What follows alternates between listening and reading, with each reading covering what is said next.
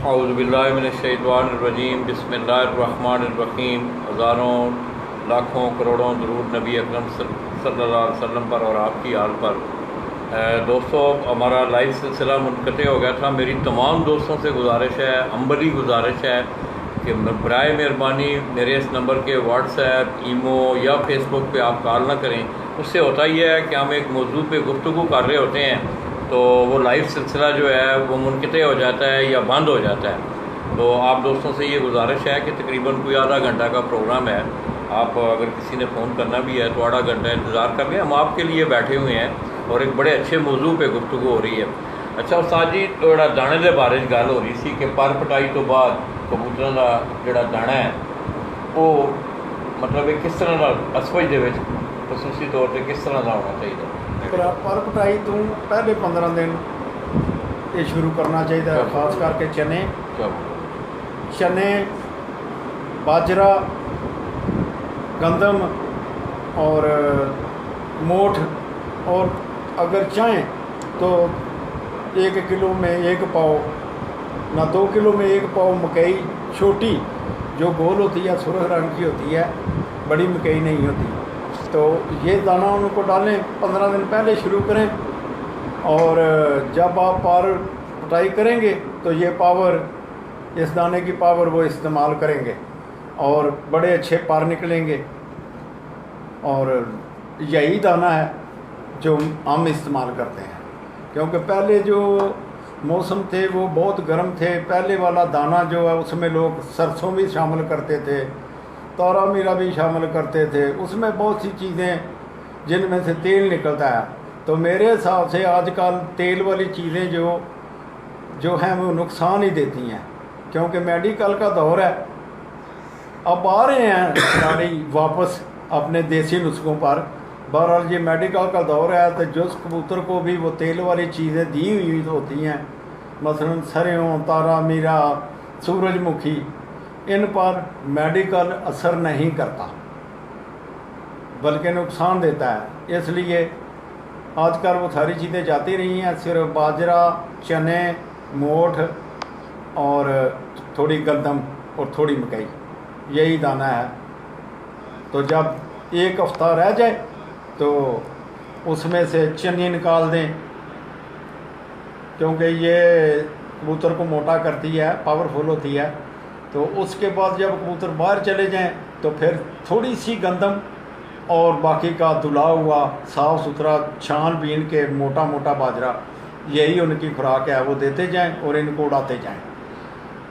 جب باجرہ یہ دانہ ہوتا ہے، میں اکثر دیکھنا ہوا، میں جانا بھی ہے، چھتاں تے اسی وزٹ پہ جانے ہیں، باجرے نو دھونا بہت ضروری ہے، بہت ہی ضروری ہے۔ یہ دوستو یہ بڑا عام بات ہے، یہ ہر بار کبوتر بعد پھنس جاتے ہیں، جن کے کبوتر بیمار ہو جاتے ہیں، آدھے سے زیادہ مر جاتے ہیں، پکی ہوئی فصل پر گڑا پھر جاتا ہے۔ یہ صرف یہی وجہ ہے کہ یہ سب دانہ منڈی سے آتا ہے، اور منڈی والے باجرے پہ یا کسی بھی دانے پہ اعتبار نہیں کرنا چاہیے، کیونکہ ان کے ساتھ سپرے یا زہر انہوں نے لگایا ہوتا ہے۔ ہر دانہ جو کہ آپ منڈی سے لائیں گے اس کو دھونا بہت ہی ضروری ہے، اور انشاءاللہ تعالیٰ آپ کے کبوتر تندرست رہیں گے۔ سب سے زیادہ خطرناک آج کل یہی چیز ہے۔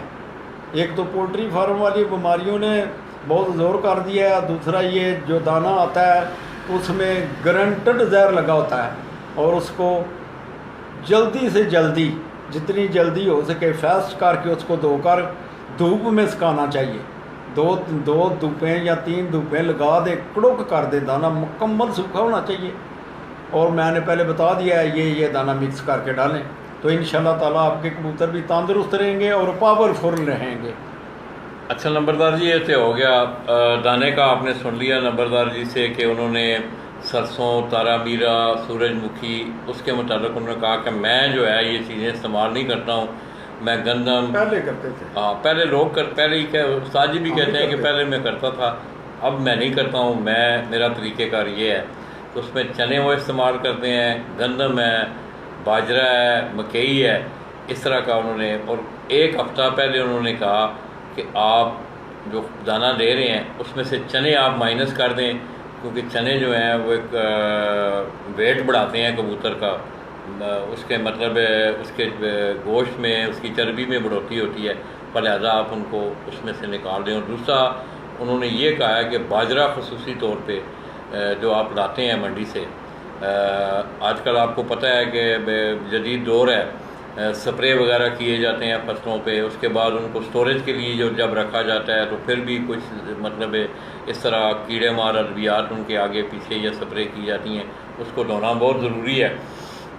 अच्छा नंबरदार जी, ते काम हो गया है जिसले नंबरदारी मिसाल के तौर पर साड़ी गुजरात वाले ने 26 सितंबर डेट रखी है, तारीख उड़ान तो कितने दिन पहले जी पक्की फिरत जिन्होंने तुसीं आंदे हो, पक्कियां फिरतां जिसले तुसीं कहंदे हो अपनी मतलब टूरनामेंट की डेट के हिसाब नाल, वो किन्ने दिन पहले जिहड़ियां ने पक्कियां फिरतां स्टार्ट करनियां चाहिए? ये तकरीबन कबूतर साबित होने तो 15-20 दिन बाद शुरू हो जांदियां ने। ਉਹਦੇ ਵਿੱਚ कबूतर अपने आप अगे आउंदे ਜਾਂਦੇ ਨੇ कि ਜਿਹੜੇ ज़्यादा उड़ते हैं उन्होंने उधर डक दिओ, ਜਿਹੜੇ नहीं उड़ते पे उन्होंने रोज़ाना डा दिओ, ਜਿਹੜੇ ਉੱਡਣ ਲੱਗ ਪਏ ਨੇ ਉਹਨਾਂ ਨੂੰ 2 दिन ਛੱਡ ਕੇ 1 दिन ਛੱਡ ਕੇ। ਮਕਸਦ ਇਹ ਵੇ ਕਿ ਤੁਸੀਂ ਕਬੂਤਰ ਆਪਣੇ ਜਿਹੜੇ ਨੇ ਉਹ ਉਸ ਡੇਟ ਦੇ ਨੇੜੇ ਖੜਨੇ ਨੇ, ਜ਼ਾਇਆ ਵੀ ਘੱਟ ਹੋਣ ਔਰ ਉੱਡਣ ਵੀ ਜ਼ਿਆਦਾ।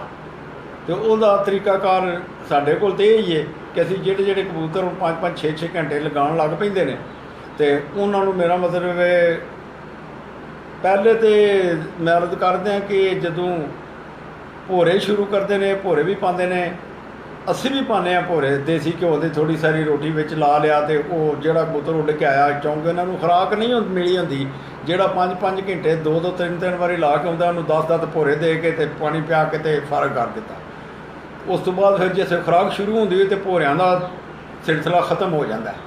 ਤੇ ਇਸ ਵਾਸਤੇ ਇਹਨਾਂ ਕਬੂਤਰਾਂ ਵਾਸਤੇ ਖਾਸ ਕਰਕੇ ਬਾਹਰ ਕੱਢਣ ਤੋਂ 1 ਹਫ਼ਤਾ ਪਹਿਲਾਂ ਚਨੇ ਖਤਮ ਕਰੋ, ਵਿੱਚੋਂ ਕਣਕ ਵੀ ਘੱਟ ਕਰ ਦਿਓ, ਤੇ ਮੋਟਸ ਜਿਹੜੇ ਨੇ ਉਹ ਵੀ ਠੀਕ ਨੇ, ਉਹ ਵੀ ਰਹੇ ਰਹਿਣ, ਤੇ ਬਾਜਰਾ ਵੀ ਰਿਹਾ ਰਵੇ। ਤੇ ਕਣਕ ਪਾਣੀ ਹੈ ਜ਼ਰੂਰ ਹੈ, ਪਰ ਪਾਣੀ ਥੋੜ੍ਹੀ ਸਾਰੀ ਹੈ। ਮਸਲੇ 1 ਕਿਲੋ ਦੇ ਵਿੱਚ 1 ਛਟਾਂਗ ਕਣਕ ਹੋ ਜਾਏ ਜਿਹੜਾ ਕੋਈ ਦਾਣਾ, ਕਿਉਂਕਿ ਇਹ ਦਾਣੇ ਨੂੰ ਆਪਸ ਦੇ ਵਿੱਚ ਜੋੜਦੀ ਹੈ। ਇਹਦਾ ਇੱਕ ਵਜ਼ਨ ਵਧਾਉਣ ਦਾ ਵੀ ਮੇਰਾ ਇੱਕ ਫੰਕਸ਼ਨ ਹੁੰਦਾ, ਤੇ ਉਸ ਦੇ ਹਿਸਾਬ ਨਾਲ ਕਿਉਂਕਿ ਚੰਨੀ ਛੰਨੀ ਵੀ ਨਿਕਲ ਗਈ ਹੁੰਦੀ ਹੈ, ਤੇ ਇਸ ਵਜ੍ਹਾ ਤੇ ਕਣਕ ਜਿਹੜੀ ਹੈ ਤੋੜ ਤੱਕ ਤਕਰੀਬਨ ਰੱਖਣੀ ਹੁੰਦੀ ਹੈ। ਸਿਰਫ ਫਿਰਤਾਂ ਜਿਸ ਵੇਲੇ ਸ਼ੁਰੂ ਹੋ ਜਾਂਦੀਆਂ ਨੇ ਮੋਹਰ ਲੱਗਣ ਤੋਂ 2-3 ਦਿਨ ਪਹਿਲੇ ਦੀਆਂ ਫਿਰਤਾਂ ਜਿਹੜੀਆਂ ਨੇ ਉਹਨਾਂ ਦੇ ਵਿੱਚੋਂ ਸਿਰਫ ਬਾਜਰਾ ਰਹਿ ਜਾਂਦਾ, ਧੋਤੇ ਆ ਸਾਫ ਸੁਥਰਾ ਛਾਣ ਕੇ ਤੇ ਮੋਟਾ। यही तरीकाकार है साढ़े को आएगी। तो दोस्तों आपने सुना उस्ताद चौधरी मोहम्मद अनवर नंबरदार ने आपको दाने के मतलब उन्होंने मुफस्सल जो है वो तरतीब आपको बताई। अच्छा नंबरदार जी दूसरी गल ये कि जोड़ा फाइनल स्काड होता है जोड़ा कबूतर को टूरनामेंट के उड़ाना होता है जी, वो तुसी जिहड़ियां फिरतां जिसले शुरू करते हो ਉਹਦੇ ਚੋਂ फाइनल स्काड से सिलेक्ट करते हो फिर? जी बिल्कुल, ਉਹਦੇ ਵਿੱਚ ਜਿਹੜਾ ਬੰਦਾ ਉਹਨਾਂ ਨੂੰ ਫਿਰਤਾਂ ਦੇ ਰਿਹਾ ਹੁੰਦਾ ਇਹ ਸਭ ਤੋਂ ਜ਼ਿਆਦਾ ਅੱਛੀ ਸਿਲੈਕਸ਼ਨ ਉਹ ਕਰ ਸਕਦਾ, ਉਹਨੂੰ ਪਤਾ ਹੁੰਦਾ ਤੇ ਉਹਨੂੰ ਇਸ ਚੀਜ਼ ਦਾ ਪੂਰਾ ਅੱਧੀ ਗੇਮ ਜਿਹੜੀ ਉਹ ਸਿਲੈਕਸ਼ਨ ਤੇ ਜਾ ਕੇ ਮੁੱਕ ਜਾਂਦੀ ਹੈ। ਕਈ ਸਾਡੇ ਭਰਾ ਹੁੰਦੇ ਨੇ ਜਿਹੜੇ ਆਂਦੇ ਨੇ ਪਿਛਲੇ ਸੀਜ਼ਨ ਬੜਾ ਉੱਡਿਆ ਹੁਣ ਨਹੀਂ ਪਿਆ ਉੱਡਦਾ ਤੇ ਵਿੱਚ ਉੱਡ ਜੇਦਾ, ਉਹ ਕੋਈ ਨਹੀਂ ਉੱਡਦਾ ਕਿਉਂਕਿ ਜ਼ਮੈਸ਼ਸ਼ੁਦਾ ਗੱਲਾਂ ਨੇ। ਕਬੂਤਰ ਤੇ ਖਿਲਾੜੀ ਉਹ ਹੀ ਹੁੰਦੇ ਨੇ ਜਿਹੜੇ ਫਿੱਟ ਹੋਣ ਉਸ ਵਕਤ ਤੇ ਫਿੱਟ ਖਿਲਾੜੀ ਵਿੱਚ ਸ਼ਾਮਲ ਕਰੋ, ਭਾਵੇਂ ਉਹ ਪੱਠੇ ਨੇ ਭਾਵੇਂ ਪੱਠੀਆਂ ਨੇ ਤੇ ਭਾਵੇਂ ਬੁੱਢਾ ਕਬੂਤਰ ਹੈ, ਜਿਹੜਾ ਵੀ ਤੁਹਾਡੀ ਬਿਹਤਰੀਨ ਰਿਜ਼ਲਟ ਦੇ ਰਿਹਾ, ਜਿਹੜਾ ਮਤਵਾਤਰ ਉੱਡ ਰਿਹਾ, ਜਿਹੜਾ ਤੁਹਾਨੂੰ ਧੋਖਾ ਨਹੀਂ ਦੇ ਰਿਹਾ, ਉਹ ਹੀ ਤੁਹਾਡੇ ਕੰਮ ਦਾ। ਤੇ ਨੰਬਰਦਾਰ ਜੀ ਇਹਦੇ 'ਚ ਜਿਹੜਾ ਸਿਲੈਕਸ਼ਨ ਦਾ ਮਾਇਆਰ ਹੁੰਦਾ ਹੈ ਜਿਸ ਤਰ੍ਹਾਂ ਤੁਸੀਂ मतलब एक तकरीबन एक सवाल है मेरा ज़िमनी जो एक सवाल है कि कितने घंटे एवरेज एक कबूतर उड़ता हो तो उसकी सिलेक्शन बेहतरीन होती है, जिसकी वापसी भी अच्छी होवे और टाइम भी एक अच्छा देना हो, कितना आलमोस्ट उड़ता हो जिसे जो नुस्खे तो बगैर उड़ता हो, क्यों कि तुसा फिर जाके जिसले टूरनामेंट जो स्टार्ट होते हैं वो दौरान फिर खुराक के नाल दोस्तों अगला जो हथ होता है जिन्होंने तुसीं नुस्खा का नाम देंदे हो कि उत्थे जाके फिर उस्तादी होंदी है, तो वो जी चीज़ है वो भी नंबरदार जी तुहानूं दस्सण दे। तो वो नंबरदार जी किन्ने घंटे की एवरेज का कबूतर जोड़ा है जिसकी वापसी भी अच्छी हो जिस तरह तुसां कहा ਉਹ ਆਪਣੇ ਘਰ ਸਹੀ ਟਾਈਮ ਨਾਲ ਬਹਿੰਦਾ ਹੋਵੇ, ਸਿਆਣਪ ਹੋਵੇ, ਉਹਦੀ ਅੱਛੀ ਹੋਵੇ, ਉਹ ਆਲਮੋਸਟ ਕਿੰਨੇ ਘੰਟੇ ਦੀ ਐਵਰੇਜ ਦਾ ਕਬੂਤਰ ਹੋਣਾ ਚਾਹੀਦਾ ਜਿਹਨੂੰ ਮਤਲਬ ਇਸ ਸਕਾਡ 'ਚ ਲਿਆਓ? ਜੀ ਬਿਲਕੁਲ ਜੀ, ਅਸੀਂ ਤੇ ਆਪਣੇ ਹਿਸਾਬ ਦੇ ਵਿੱਚ 5 ਘੰਟੇ ਤੋਂ ਉੱਤੇ ਉੱਡਣਾ ਚਾਹੀਦਾ ਕਬੂਤਰ। ਜਿਹੜਾ ਕਬੂਤਰ 5 ਘੰਟੇ ਉੱਡਦਾ, ਅਸੀਂ ਸਮਝਦੇ ਹਾਂ ਕਿ ਉਹ ਇਸ ਕਾਬਲ ਹੈ ਵੇ ਕਿ ਕਿਸੇ ਵਕਤ ਵੀ ਉਹਨੂੰ ਮੈਦਾਨ ਦੇ ਵਿੱਚ ਛੱਡਿਆ ਜਾ ਸਕਦਾ। ਕੋਈ 5 ਘੰਟੇ ਉਹ ਆਪ ਉੱਡਦਾ ਹੋਵੇ, ਕੋਈ ਥੋੜ੍ਹਾ ਕੁ ਉਹਦਾ ਤਰਲਾ ਮਿੰਨਤ ਕਰੀਏ, ਵਾ ਮੇਰਾ ਮਤਲਬ ਹੈ ਉਹਨੂੰ ਖਿਦਮਤਦਾਰੀ ਕਰੀਏ। ਤੇ ਦੋਸਤੋ ਤਰਲਾ ਮਿੰਨਤ ਦਾ ਜਿਹੜਾ ਮਤਲਬ ਹੈ ਨਾ, ਉਹ ਤਰਲਾ ਮਿੰਨਤ ਦਾ ਮਤਲਬ ਹੈ ਉਹ ਰਾਤੀ ਜਿਹੜਾ ਅਸੀਂ 3 ਵਜੇ ਉੱਠ ਕੇ ਸਵੇਰ 4 ਵਜੇ ਉਹਨਾਂ ਨੂੰ ਉੱਡਣ ਤੋਂ ਪਹਿਲਾਂ ਬਹੁਤ ਸਾਰੇ ਤਰੀਕੇਕਾਰ ਨੇ, ਤੁਸੀਂ ਬਿਹਤਰ ਸਮਝਦੇ ਹੋ, ਉਹਦੇ ਮੁਤਾਬਕ ਉਹ ਕਹਿੰਦੇ ਨੇ ਕਿ ਤਰਲਾ ਮਿੰਟ ਫਿਰ ਜਿਹੜਾ ਕਰਕੇ ਫਿਰ ਉਹਦਾ ਟਾਈਮ ਵੱਧ ਸਕਦਾ। ਉਹਦਾ ਕੋਈ ਟਾਈਮ 2 ਘੰਟੇ ਜਾਂ ਮੇਰਾ ਮਤਲਬ 3 ਘੰਟੇ, ਜੇ ਕੋਈ ਚੰਗੀ ਨਸਲ ਦਾ ਕਬੂਤਰ ਹੋਵੇ ਜਾਂ ਅੱਛੀ ਨਸਲ ਦਾ ਹੋਵੇ, ਕਿਉਂਕਿ ਮਾਲਕ ਨੂੰ ਪਤਾ ਹੁੰਦਾ ਕਿਹੜੀ ਨਸਲ ਦਾ ਕਬੂਤਰ ਹੈ। ਉਹਨਾਂ ਨੂੰ ਨਹੀਂ ਪਤਾ ਹੁੰਦਾ ਜਿਨ੍ਹਾਂ ਕਿੱਧਰ ਨੂੰ ਲਿਆ ਕੇ ਡਾਣੇ ਹੁੰਦੇ ਨੇ, ਅਤੇ ਜਿਨ੍ਹਾਂ ਨੇ ਘਰ ਦੇ ਕਬੂਤਰ ਉਡਾਣੇ ਹੁੰਦੇ ਨੇ। ਮਸਲਨ ਮੈਂ ਸਾਰੀ ਜ਼ਿੰਦਗੀ ਅੱਜ ਤੱਕ ਕੋਈ ਸਾਬਤ ਨਹੀਂ ਕਰ ਸਕਦਾ ਕਿ ਮੈਂ ਆਪਣੀ ਛੱਤ 'ਤੇ ਕਿਸੇ ਦਾ ਕਬੂਤਰ ਲਿਆ ਕੇ ਡਾਇਆ। ਇਸ ਵਾਸਤੇ ਸਾਨੂੰ ਆਪਣੇ ਕਬੂਤਰਾਂ ਦਾ ਪਤਾ ਹੁੰਦਾ, ਇਹਦੀ ਨਸਲ ਕੀ ਹੈ, ਇਹ ਇੱਥੋਂ ਘਟਣ ਨਹੀਂ ਲਗਾ। ਕਈ ਵਾਰੀ ਇਹ ਹੁੰਦਾ ਵੇ ਕਿ ਚੰਗੀ ਨਸਲ ਦੇ ਵੀ ਕਬੂਤਰ ਜਿਹੜੇ ਨੇ, ਜਿਵੇਂ ਪਹਿਲੇ ਬੜੀ ਫਿਰਤਾਂ ਝੱਛੀਆਂ ਉੱਡਦੇ ਨੇ, ਉਸ ਫਿਰਤਾਂ ਦੇ ਵਿੱਚ ਜਾ ਕੇ ਲੰਮੇ ਪੈਣੇ ਸ਼ੁਰੂ ਹੋ ਜਾਂਦੇ ਨੇ, ਥੱਲੇ ਆਉਣੇ ਸ਼ੁਰੂ ਹੋ ਜਾਂਦੇ ਨੇ। ਇਹਨੂੰ ਹੀ ਆਖਦੇ ਨੇ ਕਾਰੀਗਰੀ, ਅਤੇ ਇਹਨੂੰ ਹੀ ਆਖਦੇ ਨੇ ਉਸਤਾਦੀ, ਕਿ ਕੋਈ ਝੰਡੀ 'ਤੇ ਬਹਿੰਦਾ ਪਿਆ, ਅਤੇ ਕਈਆਂ ਕੋਲ ਤੋੜਤਾ ਕੋਈ ਝੰਡੀ 'ਤੇ ਬਹਿੰਦਾ ਜਾਂਦਾ, ਅਤੇ ਫਿਰ ਜਿਹੜੇ ਨੇ ਉਸਤਾਦ ਲੋਕ ਗੱਲਾਂ ਕਰਦੇ ਨੇ ਕਿ ਕਬੂਤਰ ਖਰਾਬ ਹੋ ਗਿਆ ਸੀ ਅਤੇ ਝੰਡੀ 'ਤੇ ਹੀ ਬਹਿੰਦਾ ਰਿਹਾ ਤੋੜ ਤੱਕ। ਅਗਰ ਉਹ ਆਖਰੀ ਫਿਰਤ ਦੇ ਵਿੱਚ ਵੀ ਤੁਹਾਡਾ ਉੱਡ ਜਾਂਦਾ ਤਾਂ ਫਿਰ ਵੀ ਤੁਸੀਂ ਕਾਮਯਾਬ ਹੋ। ਇਹ ਕੋਈ ਨਹੀਂ, ਇਹ ਖੁਦਾ ਦੀ ਦੇਣ ਹੈ। ਹਾਰ ਜੇਤੇ ਦੇ ਵਿੱਚ ਸ਼ਾਮਲ ਹੈ, ਇਹਦੇ ਵਿੱਚ ਡਰਨਾ ਨਹੀਂ ਚਾਹੀਦਾ। ਜਿਹੜਾ ਹਾਰ ਤੋਂ ਡਰਦਾ ਉਹ ਤਾਂ ਖਿਲਾੜੀ ਬਣ ਹੀ ਨਹੀਂ ਸਕਦਾ ਜ਼ਿੰਦਗੀ 'ਚ। ਖੁੱਲ੍ਹ ਕੇ ਅਤੇ ਖਰੇ ਦਿਲ ਨਾਲ ਅਤੇ ਦਲੇਰੀ ਨਾਲ ਇਹ ਕਰਨ ਵਾਲਾ ਸ਼ੌਕ ਹੈ। ਔਰ ਮੇਰਾ ਈਮਾਨ ਹੈ ਕਿ ਅੱਲਾਹ ਤਾਲਾ ਹਰ ਦਲੇਰ ਖਿਲਾੜੀ ਦੀ ਮਦਦ ਕਰਦੇ ਨੇ, ਪਰ ਨੀਅਤ ਸਾਫ਼ ਹੋਣੀ ਚਾਹੀਦੀ ਹੈ, ਦਿਲ ਸਾਫ਼ ਹੋਣਾ ਚਾਹੀਦਾ। ਗੇਮ ਨੂੰ ਗੇਮ ਸਮਝ ਕੇ ਕਰੋ ਤਾਂ ਕਿ ਲੋਕ ਤੁਹਾਡੀਆਂ ਮਿਸਾਲਾਂ ਦੇਣ, ਕਿਉਂਕਿ ਕਈਆਂ ਦੀਆਂ ਬੁਰਾਈ ਦੀਆਂ ਵੀ ਉਹਨੇ ਆਖਿਆ ਜੇ ਇੰਜ ਮਸ਼ਹੂਰ ਨਹੀਂ ਹੁੰਦਾ ਤਾਂ ਬੁਰਾਈ ਵਾਲੇ ਪਾਸੇ ਬੰਦਾ ਮਸ਼ਹੂਰ ਹੋ ਜਾਂਦਾ। ਅਤੇ ਅੱਲਾਹ ਤਾਲਾ ਸਾਰਿਆਂ ਨੂੰ ਤੌਫੀਕ ਦੇ ਕਿ ਕੋਈ ਵੀ ਬੁਰਾਈ ਵਾਲੇ ਪਾਸੇ ਨਾ ਜਾਏ।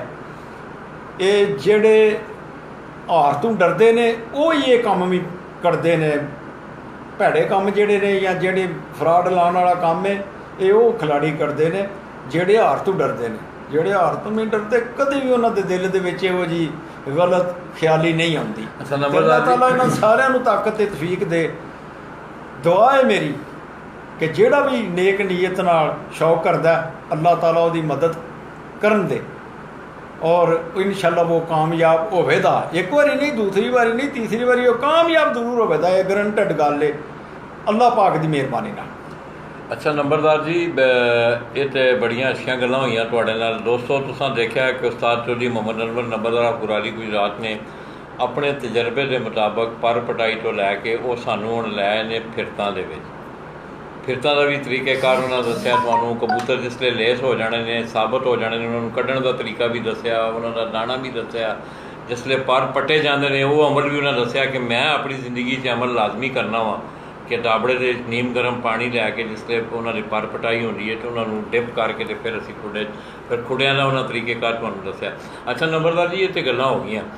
ਉਸੇ ਜਿਵੇਂ ਨੰਬਰਦਾਰ ਜੀ ਜਿਸ ਵੇਲੇ ਜਿਹੜੀ ਖੁਰਾਕ ਹੈ, ਜਿਹਨੂੰ ਅਸੀਂ ਆਮ ਇਸ ਤਰ੍ਹਾਂ ਲਫ਼ਜ਼ ਖੁਰਾਕ ਇਸਤੇਮਾਲ ਕਰਨੇ ਹਾਂ, ਜਿਹਦੇ 'ਚ ਬਦਾਮ ਬਣਾਏ ਜਾਂਦੇ ਨੇ ਜੀ ਜੀ, ਕਿਉਂਕਿ ਬਦਾਮ ਇੱਕ ਆਈਟਮ ਹੁੰਦੀ ਹੈ। ਬਦਾਮ ਹੁਣ ਜਿਹੜੇ ਮਾਰਕੀਟ 'ਚ ਆ ਰਹੇ ਨੇ ਜੀ, ਜਿਨ੍ਹਾਂ ਨੂੰ ਜਿਸ ਤਰ੍ਹਾਂ ਅਸੀਂ ਕਹਿੰਦੇ ਹਾਂ ਜੀ ਅਮਰੀਕਨ ਗਿਰੀਆਂ ਨੇ, ਦੇਸੀ ਬਦਾਮ ਜਿਹੜਾ ਅੱਛਾ ਹੁੰਦਾ ਹੈ, ਬਾਅਦ ਆਪਣੇ ਆਪਣੇ ਤਜਰਬੇ ਨੇ।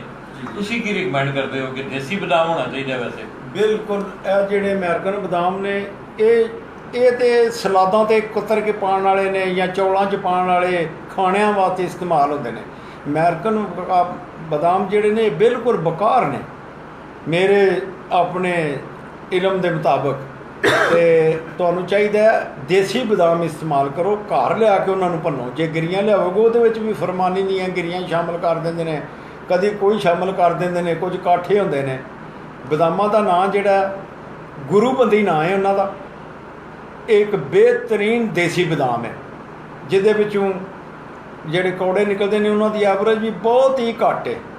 ਮਸਲਨ 100 ਦੇ ਵਿੱਚੋਂ 3 ਜਾਂ 4 ਗਿਰੀਆਂ ਕੌੜੀਆਂ ਨਿਕਲ ਵੀ ਆਉਣ ਤਾਂ ਕੋਈ ਹਰਜ ਨਹੀਂ। ਬਹਰਹਾਲ ਗਿਰੀਆਂ ਚੱਖ ਕੇ ਹੀ ਇਹਨਾਂ ਨੂੰ ਇਸਤੇਮਾਲ ਕਰਨਾ ਚਾਹੀਦਾ। ਕੌੜੀ ਗਿਰੀ ਜਿਹੜੀ ਉਹ ਨਹੀਂ ਜਾਣੀ ਚਾਹੀਦੀ, ਉਹ ਨੁਕਸਾਨ ਦੇਵੇ। ਅਤੇ ਗੁਰੂਬੰਦੀ ਨਾਂ ਹੈ ਜੀ ਇਹਨਾਂ ਬਦਾਮਾਂ ਦਾ। ਜਿੱਥੋਂ ਵੀ ਲੈਣੇ ਨੇ ਉਹਨਾਂ ਨੂੰ ਕਹੋ ਜੀ ਗੁਰੂਬੰਦੀ ਬਦਾਮ ਚਾਹੀਦੇ ਨੇ, ਅਤੇ ਉਹ ਇਨਸ਼ਾਅੱਲਾ ਪੂਰੇ ਪਾਵਰਫੁੱਲ ਅਤੇ ਬਿਹਤਰੀਨ ਬਦਾਮ ਹੁੰਦੇ ਨੇ। ਇਸ ਵੇਲੇ ਜਿਹੜੇ ਬਦਾਮ ਚੱਲ ਰਹੇ ਨੇ ਉਹ ਸ਼ਾਨਦਾਰ ਬਦਾਮ ਹੋਣਗੇ। ਇਹੀ ਬਦਾਮਾਂ ਦਾ। ਅੱਛਾ ਨੰਬਰਦਾਰ ਜੀ, ਇਹ ਤਾਂ ਹੋ ਗਿਆ ਬਦਾਮਾਂ ਦਾ। ਤੁਸੀਂ ਦੋਸਤੋ ਸੁਣਿਆ ਕਿ ਉਸਤਾਦ ਚੌਧਰੀ ਮੁਹੰਮਦ ਅਨਵਰ ਨੰਬਰਦਾਰ ਸਾਹਿਬ ਨੇ ਜਿਹੜਾ ਬਦਾਮ, ਉਹਨਾਂ ਨੇ ਕਿਹਾ ਕਿ ਮੇਰੇ ਜਿਹੜਾ ਤਜਰਬਾ ਹੈ ਜਾਂ ਜਿਹੜਾ ਮੈਂ ਗੁਰੂਬੰਦੀ ਬਦਾਮਾਂ ਦਾ ਨਾਂ ਹੈ ਕਿ ਉਹਦੇ 'ਚ ਉਹਦੀ ਜਿਹੜੀਆਂ ਕੌੜੀਆਂ ਗਿਰੀਆਂ ਹੁੰਦੀਆਂ ਨੇ ਉਹਦੀ ਰੇਸ਼ੋ ਵੀ ਘੱਟ ਹੁੰਦੀ ਹੈ। ਅੱਛਾ ਉਸਤਾਦ ਜੀ, ਇਹ ਤਾਂ ਹੋ ਗਿਆ ਗੁਰੂਬੰਦੀ ਬਦਾਮ ਆ ਗਏ ਜੀ। ਉਹਨਾਂ ਨੂੰ ਕੀ ਤਰੀਕਾ ਹੈ ਬਣਾਉਣ ਦਾ? ਤੁਸੀਂ ਜਿਹੜਾ ਤਰੀਕਾ ਉਹਨਾਂ ਨੂੰ ਬਣਾਉਂਦੇ ਹੋ, ਫੀ ਕਬੂਤਰ ਕਿੰਨੀਆਂ ਗਿਰੀਆਂ ਰੱਖਦੇ ਹੋ, ਫਿਰ ਉਹਨਾਂ ਨੂੰ ਕਿਸ ਤਰ੍ਹਾਂ ਮੇਰਾ ਮਤਲਬ ਹੈ ਰਾਤੀ ਭੇਜ ਦਿੰਦੇ ਹੋ, ਜਾਂ ਜੋ ਵੀ ਜਿਹੜਾ ਅਮਲ ਤੁਸੀਂ ਉਹਨਾਂ ਨਾਲ ਕਰਦੇ ਹੋ ਉਹਦੇ ਵਿੱਚ ਜਿਹੜੀ ਕੋਈ ਚੀਜ਼ ਪਾਉਂਦੇ ਹੋ, ਤਾਂ ਕਿ ਲੋਕਾਂ ਨੂੰ ਅਸੀਂ ਜਿਹੜੀਆਂ ਗੱਲਾਂ ਕਰਨੀਆਂ ਨੇ ਅੱਜ ਉਸਤਾਦ ਜੀ ਉਹ ਖੁੱਲੀਆਂ ਕਰਨੀਆਂ ਨੇ, ਤਾਂ ਕਿ ਲੋਕ ਇਹ ਨਾ ਆਖਣ ਕਿ ਉਸਤਾਦ ਚੌਧਰੀ ਨੰਬਰਦਾਰ ਜਿਹੜਾ ਕੋਈ ਗੱਲ ਛੁਪਾ ਗਿਆ। ਤੁਸੀਂ ਜਿਹੜਾ ਆਪਣਾ ਤਜਰਬਾ ਹੈ, ਬਾਕੀ ਤੇ ਲੋਕਾਂ ਦੀ ਮਰਜ਼ੀ ਹੈ, ਤੁਸੀਂ ਜਿਹੜਾ ਆਪਣਾ ਤਜਰਬਾ ਹੈ ਕਿ ਬਦਾਮ ਨੂੰ ਸਰ ਤੋੜਨ ਤੋਂ ਬਾਅਦ ਫੀ ਕਬੂਤਰ ਕਿੰਨੀਆਂ ਗਿਰੀਆਂ, ਉਹਨਾਂ ਨਾਲ ਜਿਹੜਾ ਅਮਲ ਕਰਨਾ ਹੈ ਉਹ ਜ਼ਰਾ ਮੈਗਜ਼ੀਨ ਦੀ ਨਜ਼ਰ ਕਰ ਦਿਓ। ਪਹਿਲੀ ਗੱਲ ਤਾਂ ਇਹ ਵੇ ਕਿ ਜਿੱਤ ਜਿਹੜੀ ਇਹ ਖੁਦਾ ਦੀ ਦੇਣ ਹੈ, ਇਹ ਕਿਸੇ ਬੰਦੇ ਦੀ ਦੇਣ ਨਹੀਂ।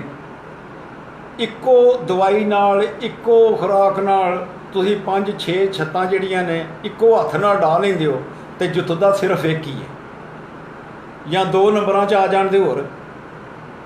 ਇਹ ਮੁਕੱਦਰਾਂ ਦੀ ਗੱਲ ਹੈ, ਇਹ ਤੁਹਾਡੀ ਨੀਅਤ 'ਤੇ ਮੁਨਹਸਰ ਹੈ। ਤੁਸੀਂ ਆਪਣੀ ਨੀਅਤ ਸਾਫ਼ ਰੱਖੋ ਔਰ ਆਪਣੇ ਦਿਲ ਦੇ ਵਿੱਚ ਇਹ ਗੱਲ ਬਹਾ ਲਓ ਕਿ ਮੈਂ ਜਿਹੜੀ ਕਰਨਾ ਵਾ ਪਿਆ ਇਹ ਹੀ ਕਾਮਯਾਬ ਹੈ, ਕਿਉਂਕਿ ਜਿਸ ਡਾਕਟਰ 'ਤੇ ਯਕੀਨ ਨਾ ਹੋਵੇ ਉਹਦੀ ਦਵਾਈ ਕਦੀ ਅਸਰ ਨਹੀਂ ਕਰਦੀ। ਇਸ ਵਾਸਤੇ ਤੁਸੀਂ ਇਹ ਆਪਣੇ ਦਿਲ ਦੇ ਵਿੱਚ ਯਕੀਨ ਰੱਖ ਲਓ ਕਿ ਜੋ ਕੁਝ ਮੈਂ ਕਰ ਰਿਹਾ ਇਹ 100% ਸਹੀ ਹੈ। ਔਰ ਬਦਾਮਾਂ ਦਾ ਰਾਤ ਦੇ ਭੇਣ ਦਾ ਸਮਾਂ ਜਿਹੜਾ ਉਹ ਤਕਰੀਬਨ ਜਾਂਦਾ ਰਿਹਾ, ਅਤੇ ਜਾਂ ਖਾਸ ਕਰਕੇ ਅਸੋਂ ਦੇ ਵਿੱਚ ਤਾਂ ਬੜੀ ਮੁਸ਼ਕਿਲ ਹੁੰਦਾ ਰਾਤ ਦਾ ਭੇਣ ਦਾ। ਪਰ ਰਾਤ ਦੇ ਬਦਾਮ ਜਿਹੜੇ ਭੇਂਦੇ ਨੇ ਲੋਕ, ਉਹਨਾਂ ਦੇ ਵਿੱਚ ਸੁਬਾਹ ਉਹਨਾਂ ਦੇ ਵਿੱਚ ਮਸਲਨ ਕਾਲੀ ਮਿਰਚ ਹੋ ਗਈ, ਮੋਟੀ ਇਲਾਚੀ ਹੋ ਗਈ, ਜੋ ਵੀ ਲੋਕ ਇਸਤੇਮਾਲ ਕਰਦੇ ਨੇ ਉਹ ਜ਼ਰਾ ਜ਼ਿਆਦਾ ਰੱਖ ਲੈਂਦੇ ਨੇ ਜਿੰਨਾ ਰਾਤੀ। ਇਹ ਹੁੰਦਾ ਕਬੂਤਰ ਦੇ ਉੱਡਣ 'ਤੇ ਮੁਨਹਸਰ ਹੈ, ਕਬੂਤਰ ਗਰਮ ਉੱਡ ਰਿਹਾ ਕਿ ਕਬੂਤਰ ਠੰਡਾ ਉੱਡ ਰਿਹਾ, ਉਸ ਹਿਸਾਬ ਨਾਲ ਇਹ ਖੁਰਾਕ ਬਣਾਉਂਦੇ ਜਾਂਦੇ ਨੇ। ਜੇ ਕਬੂਤਰ ਜ਼ਿਆਦਾ ਗਰਮ ਹੁੰਦੇ ਜਾਂਦੇ ਨੇ ਤਾਂ ਉਹਨਾਂ ਨੂੰ ਠੰਡਿਆਂ ਕਰ ਲੈਂਦੇ ਨੇ, 2 ਦਿਹਾੜੇ ਰਾਤੀ ਭੇਜ ਕੇ ਬਦਾਮ ਦੇ ਲਓ।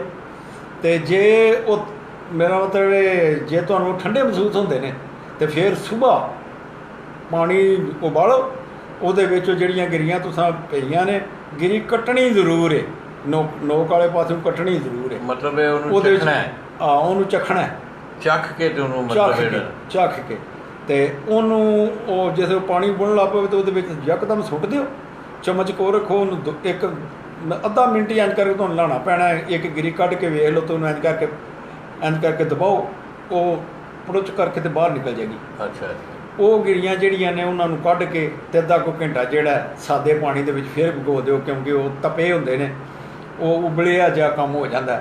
ਅਤੇ ਉਹ ਜੇ ਅੱਧਾ ਘੰਟਾ ਜਾਂ 15 ਮਿੰਟ ਤੁਸੀਂ ਸਾਦੇ ਪਾਣੀ ਤਾਜ਼ੇ 'ਚ ਰੱਖਦੇ ਹੋ ਤਾਂ ਉਹਨਾਂ ਦੀ ਉਹ ਕਲਿਟਨ ਜਿਹੜੀ ਹੈ ਉਹ ਜਾਂਦੀ ਰਹਿੰਦੀ ਹੈ, ਉਹ ਖਰਾਬ ਨਹੀਂ, ਮੇਰਾ ਮਤਲਬ ਹੈ ਉਹ ਨਾ ਗਰਮ ਹੁੰਦੀ ਹੈ ਅਤੇ ਨਾ ਮੇਰਾ ਮਤਲਬ ਹੈ ਖਰਾਬੀ ਨਹੀਂ ਕਰਦੀ। ਅਤੇ ਇਸ ਵਾਸਤੇ ਉਹਨਾਂ ਨੂੰ ਸੁਬਾਹ ਦੇ ਟਾਈਮ ਨਾਲ ਕੱਢ ਕੇ ਅਤੇ ਵਿੱਚ ਆਪਣੀ ਜੋ ਕੁਝ ਉਹਦੇ 'ਚ ਮਿਰਚ ਮਸਾਲਾ ਜ਼ਰਾ ਘੱਟ ਰੱਖੋ, ਕਿਉਂਕਿ ਉਹ ਉਸੇ ਵੇਲੇ ਨਿਕਲੇ ਹੁੰਦੇ ਨੇ, ਉਹ ਗਰਮ ਹੁੰਦੇ ਨੇ।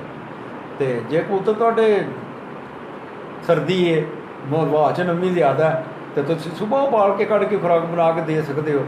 ਅਤੇ ਜੇ ਸਮਝਦੇ ਬਹੁਤ ਜ਼ਿਆਦਾ ਗਰਮੀ ਹੈ ਜਾਂ ਕਬੂਤਰ ਤੁਹਾਡੇ ਜਿਹੜੇ ਨੇ ਮੇਰਾ ਜ਼ਿਆਦਾ ਤਪ ਗਏ ਨੇ, ਮੇਰਾ ਮਤਲਬ ਅਤੇ ਉਹਨਾਂ ਨੂੰ ਰਾਤ ਦੇ ਭਿੱਜੇ ਬਦਾਮ ਦੇ ਲਓ। ਨਹੀਂ ਨੰਬਰਦਾਰ, ਤੁਸੀਂ ਜਿਹੜੇ ਉਹ ਬਦਾਮ ਨੇ ਜਿਹੜੀ ਉਹਨਾਂ ਦੀ ਖੁਰਾਕ ਬਣਾਉਂਦੇ ਹੋ ਜੀ, ਉਹਨਾਂ ਜਿਹੜੀਆਂ ਐਕਸਟਰਾ ਚੀਜ਼ਾਂ ਨੇ, ਜਿਸ ਤਰ੍ਹਾਂ ਸਾਹਮਣੇ ਕਾਲੀ ਮਿਰਚ ਦਾ ਤਜ਼ਕਰਾ ਕੀਤਾ ਹੈ, ਇਲਾਚੀ ਦਾ ਤਜ਼ਕਰਾ ਕੀਤਾ ਹੈ ਜੀ, ਕਿਆ ਆਇਆ ਇਹਦੀ ਮੌਸਮ ਦੇ ਰੱਦੋ ਬਦਲ ਨਾਲ ਇਹ ਜਿਹੜੀਆਂ ਚੀਜ਼ਾਂ ਵਿੱਚ ਤੁਸੀਂ ਪਾਉਂਦੇ ਹੋ, ਇਹਨਾਂ ਦੇ ਵਿੱਚ ਰੱਦੋ ਬਦਲ ਮਤਲਬ ਇਹਨਾਂ ਦੀ ਕਮੀ ਪੇਸ਼ੀ ਇਹ ਜ਼ਰੂਰੀ ਹੈ ਕਰਨੀ? ਵੇਖੋ ਜੀ ਲਾਲਾ ਜੀ, ਗੱਲ ਉਹ ਹੁੰਦੀ ਹੈ ਵੀ ਜਿਹੜੀ ਆਹ ਬੰਦਾ ਕਰਦਾ। ਹਾਂ ਬਿਲਕੁਲ ਸਹੀ ਹੈ। ਮਿਰਚ ਤੇ ਮਨੱਕਾ ਤੇ ਲਾਜ਼ਮੀ, ਅਸੀਂ ਤੇ ਅੱਜ ਤੱਕ ਨਹੀਂ ਛੱਡਿਆ।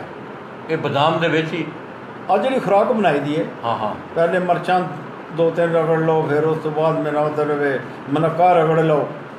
ਅਗਰ ਤੁਹਾਡੇ ਮੇਰਾ ਮਤਲਬ ਕੋਈ ਜ਼ਿਆਦਾ ਤੁਹਾਨੂੰ ਨਜ਼ਰ ਆਉਂਦਾ ਕਿ ਕਬੂਤਰ ਢਿੱਲੇ ਪੈ ਗਏ ਨੇ, ਉਹਦੇ 'ਚ 2 ਲੌਂਗ ਵੀ ਰਗੜ ਲਓ, ਉਹ ਤੁਸਾਂ ਇਹ ਚੀਜ਼ਾਂ ਜਿਹੜੀਆਂ ਨੇ ਸਾਰੀਆਂ ਤੁਹਾਡੇ ਕੋਲ ਮੌਜੂਦ ਨੇ, ਗਰਮ ਵੀ ਤੇ ਸਰਦ ਵੀ। ਸਰਦ ਵਾਲਾ ਤਾਂ ਕੰਮ ਹੁਣ ਮੇਰੇ ਖਿਆਲ 'ਚ ਮੁੱਕ ਗਿਆ। ਉਹਦੇ ਵਿੱਚ ਮੇਰਾ ਉਹਦੇ ਤਬਾਸ਼ੀਰ ਇਸਤੇਮਾਲ ਹੁੰਦੀ ਸੀ ਅਤੇ ਉਹ ਵੀ ਮੁੱਦਤਾਂ ਹੀ ਹੋ ਗਈਆਂ ਨੇ, ਸ਼ਕਲਾਂ ਵੀ ਭੁੱਲ ਗਏ ਉਹਨਾਂ ਚੀਜ਼ਾਂ ਦੀਆਂ। ਅਤੇ ਇਹ ਹੁਣ ਜਿਹੜਾ ਕੰਮ ਗਰਮ ਹੀ ਚੱਲਦਾ। ਔਰ ਜਿਹੜੀ ਮੇਰੇ ਕੋਲ ਗੱਲ ਹੈ ਸਭ ਤੋਂ ਵੱਡੀ, ਕਬੂਤਰ ਹਮੇਸ਼ਾ ਗਰਮ ਹੀ ਹੁੰਦਾ। ਅੱਛਾ, ਇਹ ਨੰਬਰਦਾਰ ਜੀ ਬੜੀ ਕੰਮ ਦੀ ਗੱਲ ਦੱਸੀ ਜੀ। ਦੇਖੋ ਜੀ, ਮਤਲਬ ਗਰਮੀ ਵਿੱਚ ਵੀ ਗਰਮ ਹੀ ਹੋਵੇ, ਕਬੂਤਰ ਗਰਮ ਹੀ ਹੁੰਦਾ। ਅੱਛਾ, ਠੰਡਾ ਕਬੂਤਰ ਤੁਹਾਡਾ ਹੋਵੇਗਾ, ਬਾਹਰ ਵੀ ਡਿੱਗੇਗਾ, ਝੰਡੀ 'ਤੇ ਵੀ ਬਵੇਗਾ, ਪਹਿਲਾਂ ਵੀ ਬਵੇਗਾ, ਲੰਮਾ ਲੰਮਾ ਉੱਡੇਗਾ। ਹਾਂ, ਇਹ ਵੀ ਹੁਣ ਗੱਲ ਆ ਗਈ ਹੈ। ਅਤੇ ਇਹ ਜਿਹੜੇ ਕਬੂਤਰ ਲੰਮੇ ਲੰਮੇ ਜਾਂਦੇ ਨੇ, ਜਿਹੜੇ ਆਉਂਦੇ ਨੇ ਜੀ 45 ਮਿੰਟ ਦੇ ਵਿੱਚ ਵਾਪਸ ਆਉਣਾ ਅਤੇ ਬਹਾਣਾ ਜੇ, ਉਹਨਾਂ ਦੇ ਵੀ ਵਕਤ ਬਣ ਜਾਂਦਾ। ਇਹ ਵੀ ਭਰਾਵਾਂ 'ਤੇ ਇੱਕ ਤਜਰਬੇ ਦੀ ਗੱਲ ਹੈ ਕਿ ਜਿਹੜਾ ਕਬੂਤਰ ਤੁਹਾਡਾ ਲੰਮਾ ਲੰਮਾ ਉੱਡਦਾ, ਉਹਨੂੰ ਤੂੰ ਤਰਾ ਤਰਾ ਕੰਨੀਆਂ ਥੋੜ੍ਹੀਆਂ ਥੋੜ੍ਹੀਆਂ ਪੋਟਾ ਜਿਹੜੀਆਂ ਨਾ ਭੋਰ ਕੇ ਗੋਲ ਕਰ ਦਿਓ, ਫਿਰ ਉਹ ਗੋਲ ਉੱਡੇਗਾ। ਅੱਛਾ, ਫਿਰ ਉਹ ਤੁਹਾਡੀ ਛੱਤ ਹੀ ਉੱਡੇਗਾ। ਇਹ ਥੋੜ੍ਹਾ ਕੁ ਜਾਇਦਾ ਲੰਮਾ ਸੁਣਿਆ। ਖੁਰਾਕ ਦਾ ਜਿਹੜਾ ਅੰਦਾਜ਼ ਹੈ, ਉਸਤਾਦ ਚੌਧਰੀ ਮੁਹੰਮਦ ਅਨਵਰ ਨੰਬਰਦਾਰ ਅਬਕੁਰਾਰੀ ਗੁਜਰਾਤ, ਉਹਨਾਂ ਦੇ ਖੁਰਾਕ ਦੇਣ ਦਾ ਜਿਹੜਾ ਅੰਦਾਜ਼ ਹੈ, ਤਰੀਕੇਕਾਰ ਹੈ, ਉਹਨਾਂ ਨੇ ਤੁਹਾਨੂੰ ਦੱਸਿਆ ਕਿ ਇਹ ਚੀਜ਼ਾਂ ਮੈਂ ਇਸਤੇਮਾਲ ਕਰਨਾ। ਔਰ ਮੇਰਾ ਉਹਨਾਂ ਨੇ ਕਿਹਾ ਆਪਣਾ ਜ਼ਾਤੀ ਮੇਰਾ ਇਹ ਤਜਰਬਾ ਹੈ ਕਿ ਕਬੂਤਰ ਭਾਵੇਂ ਮੌਸਮ ਠੰਡਾ ਹੋਵੇ ਅਤੇ ਭਾਵੇਂ ਗਰਮ ਹੋਵੇ, ਉਹ ਗਰਮ ਹੀ ਹੋਵੇ ਅਤੇ ਤਾਂ ਹੀ ਉੱਡਦਾ ਹੈ। ਅੱਛਾ ਉਸਤਾਦ ਜੀ, ਦੂਸਰਾ ਇਹ ਵੇਖਿਆ ਗਿਆ ਕਿ ਖੁਰਾਕ ਮੈਂ ਦੇਖਣਾ ਵਾ ਕਿ ਕੁਛ ਲੋਕ ਜਿਹੜੇ ਨੇ ਉਹਨੂੰ ਜਿਸ ਤਰ੍ਹਾਂ ਛੋਟੀ ਚੰਨੀ ਹੁੰਦੀ ਹੈ ਇਸ ਤਰ੍ਹਾਂ ਬਣਾ ਲੈਂਦੇ ਨੇ, ਕਬੂਤਰਾਂ ਨੇ ਅੱਗੇ ਸੁੱਟ ਦਿੰਦੇ ਨੇ। ਕੁਛ ਲੋਕਾਂ ਨੂੰ ਮੈਂ ਦੇਖਿਆ ਕਿ ਉਹ ਬਕਾਇਦਾ ਇੱਕ ਗੋਲੀ ਜੀ ਬਣਾਉਂਦੇ ਨੇ, ਲੰਬੀ ਇੱਕ ਗੋਲੀ ਬਣਦੀ ਹੈ, 20 ਕਬੂਤਰ ਉਹ 5-7 ਜਣੀਆਂ। ਇਹਨਾਂ 'ਚੋਂ ਕਿਹੜਾ ਤਰੀਕਾ ਠੀਕ ਹੈ? ਅਗਰ ਜਿਹੜਾ ਥੱਲੇ ਦਿੰਦੇ ਨੇ ਕਬੂਤਰਾਂ ਨੂੰ, ਆਮ ਟਰੇ ਦੇ ਵਿੱਚ ਦਿੰਦੇ ਨੇ, ਉਹਨਾਂ ਨੂੰ ਕਿਸ ਤਰ੍ਹਾਂ ਉਹ ਦੇਣਾ ਚਾਹੀਦਾ ਹੈ? ਔਰ ਜਿਹੜੀਆਂ ਗੋਲੀਆਂ ਨੇ ਉਹਦਾ ਦੇਣ ਦਾ ਕੀ ਤਰੀਕਾ ਹੈ? ਕਿਉਂਕਿ ਆਮ ਲੋਕਾਂ ਨੂੰ ਤਾਂ ਕਬੂਤਰ ਫੜਨਾ ਵੀ ਨਹੀਂ ਮੇਰੇ ਯਾਰ ਹੁੰਦਾ। ਵੇਖੋ ਜੀ, ਇਹਦੇ 2-3 ਤਰੀਕੇ ਨੇ। ਇੱਕ ਤਾਂ ਤੁਸੀਂ ਜੇ ਗੋਲੀਆਂ ਬਣਾਉਂਦੇ ਹੋ ਅਤੇ ਉਹਨਾਂ ਦੇ ਅੱਗੇ ਇੰਝ ਕਰਕੇ ਸੱਟਦੇ ਜਾਂਦੇ ਹੋ, ਖਾਂਦੇ ਜਾਂਦੇ ਨੇ, ਉਹ ਤਾਂ ਸਭ ਤੋਂ ਅੱਛਾ ਤਰੀਕਾ ਨਾ। ਉਹਦੇ 'ਚ ਤਰੀਕਾ ਕੋਈ ਨਹੀਂ, ਪਰ ਉਹਦੇ ਵਿੱਚ ਤੁਹਾਨੂੰ ਮਿਕਦਾਰ ਦਾ ਹੀ ਧਿਆਨ ਰੱਖਣਾ ਪੈਣੀਆਂ ਬਣਾਉਣੀਆਂ ਤੁਹਾਨੂੰ ਗੋਲੀਆਂ ਹੀ ਪੈਣੀਆਂ ਨੇ। ਸਮਝ ਗਿਆ। ਕਿਆ 10 ਕਬੂਤਰ ਨੇ ਅਤੇ ਇਹਨਾਂ ਦੀਆਂ ਇਹ ਖੁਰਾਕ ਹੈ 5 ਨੰਬਰਦਾਰ ਜੀ। ਮਿਸਾਲ ਦੇ ਤੌਰ 'ਤੇ ਹੁਣ ਮੈਂ ਨਾੜੀ ਜਿਹਾ ਬੰਦਾ ਵਾਂ, ਮੈਂ 7 ਕਬੂਤਰ ਬਾਹਰ ਲੈਣੇ ਸੰਭਲਾਈ ਤੋਂ ਬਾਅਦ ਉਹ ਮੈਂ 7 ਨੂੰ ਬਾਹਰ ਕੱਢ ਲਿਆ। ਉਹਦੇ 'ਚ ਹੁੰਦਾ ਇਸ ਤਰ੍ਹਾਂ ਹੈ ਕਿ ਕੋਈ ਕਬੂਤਰ ਜਿਹੜਾ ਉਹ ਦਾਣਾ ਜ਼ਿਆਦਾ ਚੁੱਕ ਜਾਂਦਾ ਹੈ, ਕੋਈ ਘੱਟ ਚੁੱਕ ਜਾਂਦਾ ਹੈ, ਅਤੇ ਉਹਦਾ ਜਿਹੜਾ ਫਿਰ ਉਹ ਜਿਹੜਾ ਨਾ ਉਹ ਬੈਲੈਂਸ ਨਹੀਂ ਰਹਿੰਦਾ। ਉਸ ਨਹੀਂ, ਉਹਦਾ ਇਹ ਵੇ ਕਿ ਇਹ ਕਈ ਲੋਕ ਜਿਹੜੇ ਨੇ ਗੋਲੀਆਂ ਬਣਾ ਕੇ ਟਰੇ ਦੇ ਵਿੱਚ ਧਰ ਕੇ ਅੱਗੇ ਰੱਖ ਦਿੰਦੇ ਨੇ, ਕਬੂਤਰ ਆ ਕੇ ਝਪਟ ਪੈਂਦੇ ਨੇ, ਉਹ ਖਾਂਦੇ ਨੇ। ਉਹਨਾਂ ਵਿੱਚ ਕਬੂਤਰਾਂ ਦੀ ਕਈਆਂ ਦੀ ਸਪੀਡ ਬਹੁਤ ਜ਼ਿਆਦਾ ਹੁੰਦੀ ਹੈ, ਉਹ ਵੀ ਖਰਾਬੀ ਹੈ। ਇਹ ਗੋਲੀਆਂ ਹੀ ਬਣਾਉਣੀਆਂ ਨੇ ਤੁਸੀਂ, 5 ਦੀਆਂ 5 10 ਦੀਆਂ 50 ਗੋਲੀਆਂ ਨੇ। 5 ਜਿਹੜੀਆਂ ਨੇ ਉਹ ਤੁਸੀਂ ਇੱਕ ਕਬੂਤਰ ਨੂੰ ਕੱਢ ਲਓ, 3 ਕਬੂਤਰਾਂ ਨੂੰ ਤਾਂ ਆਸਾਨੀ ਨਾਲ ਖੁਰਾਕ ਖਵਾਈ ਜਾ ਸਕਦੀ ਹੈ। ਉਹਨਾਂ ਦੀਆਂ ਗੋਲੀਆਂ ਕੋਲ ਰੱਖ ਲਓ, ਇੱਕ ਨੂੰ ਇੱਧਰ ਸੱਟੋ, ਇੱਕ ਨੂੰ ਇੱਧਰ ਸੱਟੋ, ਇੱਕ ਨੂੰ ਇੱਧਰ ਸੱਟੋ, ਉਹ ਆਪਣੀਆਂ ਗੋਲੀਆਂ ਖਾਂਦੇ ਜਾਣ ਕੇ। ਜਿੱਥੇ ਉਹਨਾਂ ਦੀਆਂ ਗੋਲੀਆਂ ਪੂਰੀਆਂ ਹੋ ਜਾਂਦੀਆਂ ਉਹਨਾਂ ਨੂੰ ਅੰਦਰ ਕਰਕੇ ਦੂਸਰੇ ਕਰ ਲਓ। ਨਹੀਂ ਤਾਂ ਵੈਸੇ ਬੈਸਟ ਤਰੀਕਾ ਥੋੜ੍ਹਾ ਜਿਹਾ ਟਾਈਮ ਲੱਗਦਾ ਹੈ। ਅਗਰ ਇੱਕ ਕਬੂਤਰ ਨੂੰ ਕੱਢ ਕੇ ਉਹਦੇ ਨਾਲ ਤੁਹਾਨੂੰ ਜ਼ਰਾ ਜ਼ਹਿਨੀ ਤਸੱਲੀ ਵੀ ਹੋ ਜਾਂਦੀ ਹੈ ਕਿ 5 ਗੋਲੀਆਂ ਨੇ, ਉਹਨਾਂ ਦੀਆਂ ਛੋਟੀਆਂ ਗੋਲੀਆਂ ਬਣਾ ਲਈਆਂ ਨੇ, ਇੱਕ ਕਬੂਤਰ ਨੂੰ ਬਾਹਰ ਕਰ ਲਿਆ, ਉਹਨੂੰ ਖਵਾ ਲਈਆਂ ਨੇ, ਉਹਨੂੰ ਅੰਦਰ ਕਰਤਾ, ਫਿਰ ਦੂਸਰੇ ਨੂੰ, ਉਹਦੇ ਥੋੜ੍ਹਾ ਜਿਹਾ ਟਾਈਮ ਲੱਗਦਾ ਹੈ। ਮਗਰ ਇਹ ਤਵਾਜ਼ਨ ਜਿਹੜਾ ਹੈ ਉਹ ਬਰਕਰਾਰ ਹੈ। ਉਹ ਇਹ ਹੀ ਹੈ ਕਿ ਅਸਾਂ ਅੱਜ ਤੱਕ ਇਸ ਨਾਲ ਖੁਰਾਕ ਨਹੀਂ ਦਿੱਤੀ ਕਿ ਇਹ ਗੋਲੀਆਂ ਪਾ ਕੇ ਅੱਗੇ ਨਹੀਂ ਸੱਟੀਆਂ। ਅੱਛਾ, ਨਾ ਹੀ ਸਾਡੇ ਲੱਗਦੇ ਨੇ। ਸਹੀ ਹੋ ਸਕਦਾ ਲੱਗ ਵੀ ਜਾਣ, ਬਾਰ ਅਸਾਂ ਕਦੇ ਨਹੀਂ ਦਿੱਤੀਆਂ, ਕਿਉਂਕਿ ਅਸੀਂ ਬੈਲੈਂਸ ਇਹਨਾਂ ਦਾ ਬਰਕਰਾਰ ਰੱਖਣਾ ਹੁੰਦਾ ਕਿ ਇੱਕ ਕਬੂਤਰ ਨੂੰ 5 ਗੋਲੀਆਂ ਹੋਣੀਆਂ ਨੇ ਜਾਂ 4 ਹੋਣੀਆਂ ਨੇ, ਅਤੇ ਉਹ ਹੱਥ ਨਾਲ ਹੀ ਦੇਈਦੀਆਂ ਨੇ, ਹੱਥ ਨਾਲ ਹੀ ਬਣਾਈ ਦੀਆਂ ਨੇ, ਅਤੇ ਹੱਥ ਨਾਲ ਹੀ ਉਹਨਾਂ ਨੂੰ ਦੇਈਦੀਆਂ ਨੇ। ਜਿਸ ਵੇਲੇ ਵੀ ਤੁਸੀਂ ਕਬੂਤਰ ਨੂੰ ਖੁਰਾਕ ਦੇ ਲਓ, 5 ਗੋਲੀਆਂ ਦੇਣੀਆਂ ਨੇ, ਅਤੇ 5 ਗੋਲੀਆਂ ਦੇ ਕੇ ਅਤੇ ਕੋਲ ਸਾਦਾ ਤਾਜ਼ਾ ਪਾਣੀ ਰੱਖੋ। ਉਹ 5 ਸੀਸੀ ਪਾਣੀ ਉਹ ਤੋਂ ਜ਼ਰੂਰ ਮਾਰੋ। ਅਗਰ ਤੁਸੀਂ ਨਹੀਂ ਮਾਰੋਗੇ ਤਾਂ ਉਹਨਾਂ ਵਿੱਚੋਂ ਕਈ ਕਬੂਤਰ ਜਿਹੜੇ ਨੇ ਉਹ ਗਲਛਣ ਦੇ ਬਾਹਰ ਕੱਢਣ ਦੀ ਕੋਸ਼ਿਸ਼ ਕਰਦੇ ਨੇ, ਅਤੇ ਜਿੱਥੇ ਪਾਣੀ ਵੱਜ ਜਾਂਦਾ ਉਹਨਾਂ ਨੂੰ ਜਾਂ ਪਹਿਲਾਂ ਦੇ ਲਓ ਜਾਂ ਖੁਰਾਕ ਦੇਣ ਤੋਂ ਬਾਅਦ ਦੇ ਲਓ, ਇੱਕੋ ਹੀ ਹਿਸਾਬ ਹੈ। ਉਹ ਜਾ ਕੇ ਗੋਲੀਆਂ ਜਿਹੜੀਆਂ ਨੇ ਉਹ ਘੁਲ ਜਾਂਦੀਆਂ ਨੇ, ਫਿਰ ਇਹ ਕਬੂਤਰ ਗਲਛਦਾ ਨੇ। ਅੱਜ ਕੱਲ੍ਹ ਵੈਸੇ ਨੰਬਰਦਾਰ ਇਹ ਵੀ ਦੇਖਿਆ ਖੁਰਾਕ ਦੇਣ ਤੋਂ ਘੰਟਾ ਬਾਅਦ ਉਹਨਾਂ ਦੇ ਅੱਗੇ ਖੁੱਲ੍ਹਾ ਪਾਣੀ ਰੱਖਣਾ ਚਾਹੀਦਾ, ਪਹਿਲਾਂ ਨਹੀਂ ਰੱਖਣਾ ਚਾਹੀਦਾ। ਅੱਛਾ ਨੰਬਰਦਾਰ ਜੀ, ਕੋਈ ਖੁਰਾਕ ਦੇ ਨਾਲ ਅੱਗੇ ਜਾ ਕੇ ਕੋਈ ਮਰਾਇਲ ਆਉਂਦੇ ਨੇ ਦੋਸਤੋ, ਇਹ ਤੇ ਤਿਆਰੀ ਦੇ ਮਰਾਇਲ ਤੱਕ ਦੀ ਗੁਫ਼ਤਗੂ ਹੋਈ ਹੈ। ਉਸ ਤੋਂ ਬਾਅਦ ਦਾ ਜਿਹੜਾ ਮਰਹਲਾ ਹੈ ਦੋਸਤੋ, ਉਹ ਨੁਸਖਾਜਾਤ ਨੇ। ਤੁਸੀਂ ਕਬੂਤਰ ਦਾ ਟਾਈਮ ਬਣਾਉਣਾ ਹੈ, ਕਿਉਂਕਿ ਸ਼ੁਰੂ ਵਿੱਚ ਜਿਹੜੇ ਕਬੂਤਰ ਉਡਾਏ ਗਏ ਨੇ ਜਾਂ ਅੱਜ ਤੋਂ ਪਹਿਲੇ 50 ਸਾਲ 30 ਸਾਲ 40 ਸਾਲ ਜਾਂ ਜਿਹੜੀ ਇਹਨਾਂ ਦੀ ਹਿਸਟਰੀ ਹੈ, ਉਹ ਦੇਸੀ ਜਿਹੜੀ ਅਦਵਿਆਤ ਦੇ ਉੱਤੇ ਹੀ ਕਬੂਤਰਾਂ ਨੂੰ ਮੇਰਾ ਮਤਲਬ ਉਡਾਇਆ ਜਾਂਦਾ ਰਿਹਾ। ਤੇ ਨੰਬਰਦਾਰ ਜੀ ਤੁਸੀਂ ਵੈਸੇ ਕੀ ਤੁਹਾਡਾ ਉਡਾਣ ਦਾ ਅੱਜ ਕੱਲ੍ਹ ਕੀ ਤਰੀਕੇਕਾਰ ਹੈ ਜਾਂ ਪਹਿਲੇ ਕੀ ਕਰਦੇ ਰਹੇ ਹੋ ਤੁਸੀਂ? ਦੇਖੋ ਜੀ, ਕਬੂਤਰ ਨੂੰ ਦੁੱਧ ਪਾਵਰਫੁਲ ਚੀਜ਼ ਹੈ। ਮੇਰੇ ਆਪਣੇ ਇਲਮ ਦੇ ਮੁਤਾਬਕ ਮੇਰੇ ਆਪਣੇ ਤਜਰਬੇ ਦੇ ਮੁਤਾਬਕ ਦੁੱਧ ਪਾਵਰਫੁਲ ਚੀਜ਼ ਹੈ। ਦੇਸੀ ਭੋਰੇ ਵੀ, ਦੇਸੀ ਘਿਓ ਵਾਲੇ ਭੋਰੇ ਵੀ ਪਾਵਰਫੁਲ ਚੀਜ਼ ਨੇ, ਪਰ ਇਹ ਦੋਵੇਂ ਹੀ ਕਬੂਤਰ ਨੂੰ ਖਰਾਬ ਹੀ ਕਰਦੇ ਨੇ। ਇਹ ਜ਼ਰੂਰਤ ਦੇ ਵਕਤ ਹੀ ਦਿੱਤੇ ਜਾਂਦੇ ਨੇ। ਦੁੱਧ ਵੀ ਕਬੂਤਰ ਨੂੰ ਖਰਾਬ ਕਰਦਾ ਮੇਰੇ ਹਿਸਾਬ 'ਚ। ਇਹ ਉਸ ਕਬੂਤਰ ਨੂੰ ਦਿੱਤਾ ਜਾਂਦਾ ਜਿਹੜਾ ਵਜ਼ਨ ਘਟਾਉਂਦਾ ਜਾਂਦਾ। ਇਹ ਇੱਕ ਬਿਹਤਰੀਨ ਨੁਸਖਾ ਹੈ ਕਿ ਜਿਹੜਾ ਕਬੂਤਰ ਵਜ਼ਨ ਪੂਰਾ ਨਹੀਂ ਕਰਦਾ, ਘਟਾਈ ਜਾਂਦਾ, ਉਹਨੂੰ ਦੁੱਧ ਦੇਣਾ ਸ਼ੁਰੂ ਕਰ ਦਿਓ। ਨਾ ਉਹ ਉਹਨੂੰ ਕਿਸ ਤਰ੍ਹਾਂ ਦੇਣ ਦੁੱਧ? ਮੇਰੇ ਦੁੱਧ ਉਹਨੂੰ ਕੜਿਆ ਦੁੱਧ ਹੋਣਾ ਚਾਹੀਦਾ ਅਤੇ 10 ਸੀਸੀ ਰਾਤ ਨੂੰ ਮਾਰ ਦਿਓ 9-10 ਵਜੇ ਨਾਲ। ਰਾਤ ਨੂੰ ਜਿਹੜਾ ਕਬੂਤਰ ਵੇਟ ਪੂਰਾ ਨਹੀਂ ਕਰ ਰਿਹਾ, ਵੇਟ ਪੂਰਾ ਨਹੀਂ ਕਰਦਾ, ਸਮਝੋ ਕਮਜ਼ੋਰੀ ਘਟਾਉਂਦਾ ਜਾਂਦਾ ਪਿਆ, ਜੀ, ਉਹ ਦੁੱਧ ਉਹਨੂੰ ਪੂਰਾ ਕਰਦਾ ਚਾਹੀਦਾ। ਉਹ ਤੁਹਾਡੀਆਂ ਫਿਰਤਾਂ ਇਨਸ਼ਾਅੱਲਾ ਤਾਲਾ ਪੂਰੀਆਂ ਕਰਵਾਏਗਾ। ਅਤੇ ਭੋਰੇ ਜਿਹੜੇ ਨੇ ਇਹ ਸਿਰਫ ਉਹਨਾਂ ਚਿਰ ਹੀ ਨੇ। ਇਹ ਮੈਂ ਅਰਜ਼ ਕਰਦਿਆਂ ਕਿ ਦੇਸੀ ਘਿਓ ਦੇ ਭੋਰੇ ਜਿਹੜੇ ਨੇ ਉਹ ਫਿਰ ਜਦੋਂ ਕਬੂਤਰ ਪੱਟ ਘੱਦੇ ਨੇ ਫਿਰ ਉਹਨਾਂ ਨੂੰ ਸ਼ੁਰੂ ਕਰਦੇ ਨੇ ਅਤੇ ਪੂਰੇ ਅੱਧੀ ਪੌੜ ਤੋਂ ਥੱਲੇ ਹੀ ਰਹਿਣੇ ਚਾਹੀਦੇ ਨੇ। ਅਤੇ ਭੋਰੇ ਪਾਉਣ ਤੋਂ 1 ਘੰਟਾ ਬਾਅਦ ਉਹਨਾਂ ਅੱਗੇ ਪਾਣੀ ਰੱਖਣਾ ਚਾਹੀਦਾ, ਕਿਉਂਕਿ ਜੋ ਕੁਝ ਉਹਨਾਂ ਦੇ ਵਿੱਚ ਥੋੜ੍ਹਾ ਬਹੁਤਾ ਹੁੰਦਾ ਉਹ ਚੂਸ ਜਾਂਦੇ ਨੇ।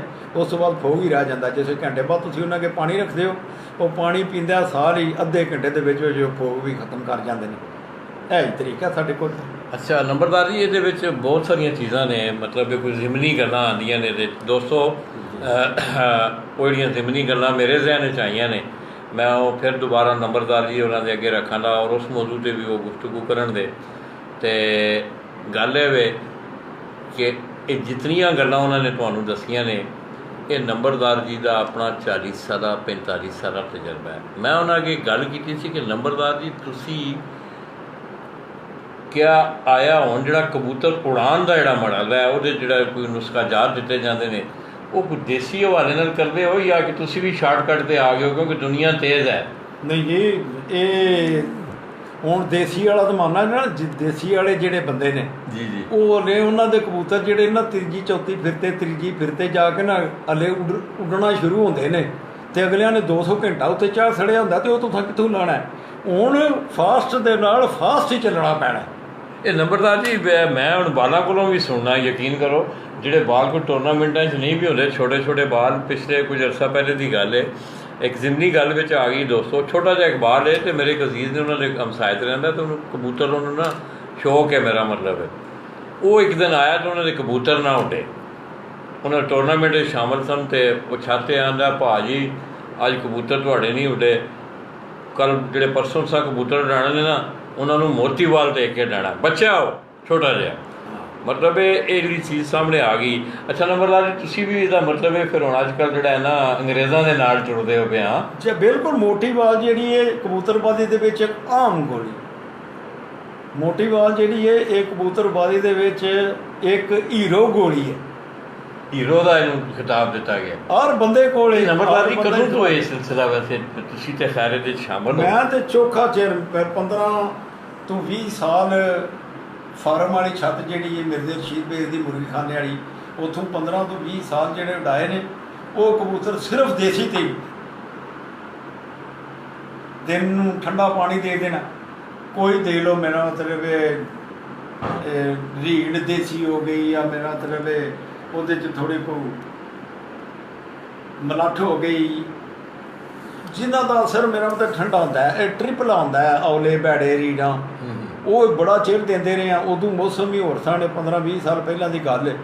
ਉਹ ਕੰਮ ਕਰਦੇ ਸਨ ਅਤੇ ਰਾਤ ਨੂੰ ਕੋਈ ਵੀ ਮੇਰਾ ਮਤਲਬ ਗਰਮ ਚੀਜ਼ ਦੇ ਦਿੱਤੀ, ਮਨੱਕਾ ਕੁੱਟ ਲਓ, ਵਿੱਚ ਲੌਂਗ ਪਾ ਲਓ, ਦੋ ਮਿਰਚਾਂ ਪਾ ਲਓ, ਐਡੀਆਂ ਛੋਟੀਆਂ ਗੋਲੀਆਂ ਬਣਾ ਕੇ ਤੁਹਾਨੂੰ ਰਾਤੀ 10 ਵਜੇ ਦੇ ਕੇ ਉਤੋਂ 5 ਸੀਸੀ। ਅੱਛਾ ਨੰਬਰਦਾਰ ਜੀ, ਇਹ ਜਿਹੜੀ ਗੱਲ ਹੈ ਅਤੇ ਬੜਾ ਉੱਡਦੇ ਸਨ, ਬਹੁਤ ਜ਼ਿਆਦਾ ਉੱਡਦੇ ਸਨ ਦੋਸਤੋ।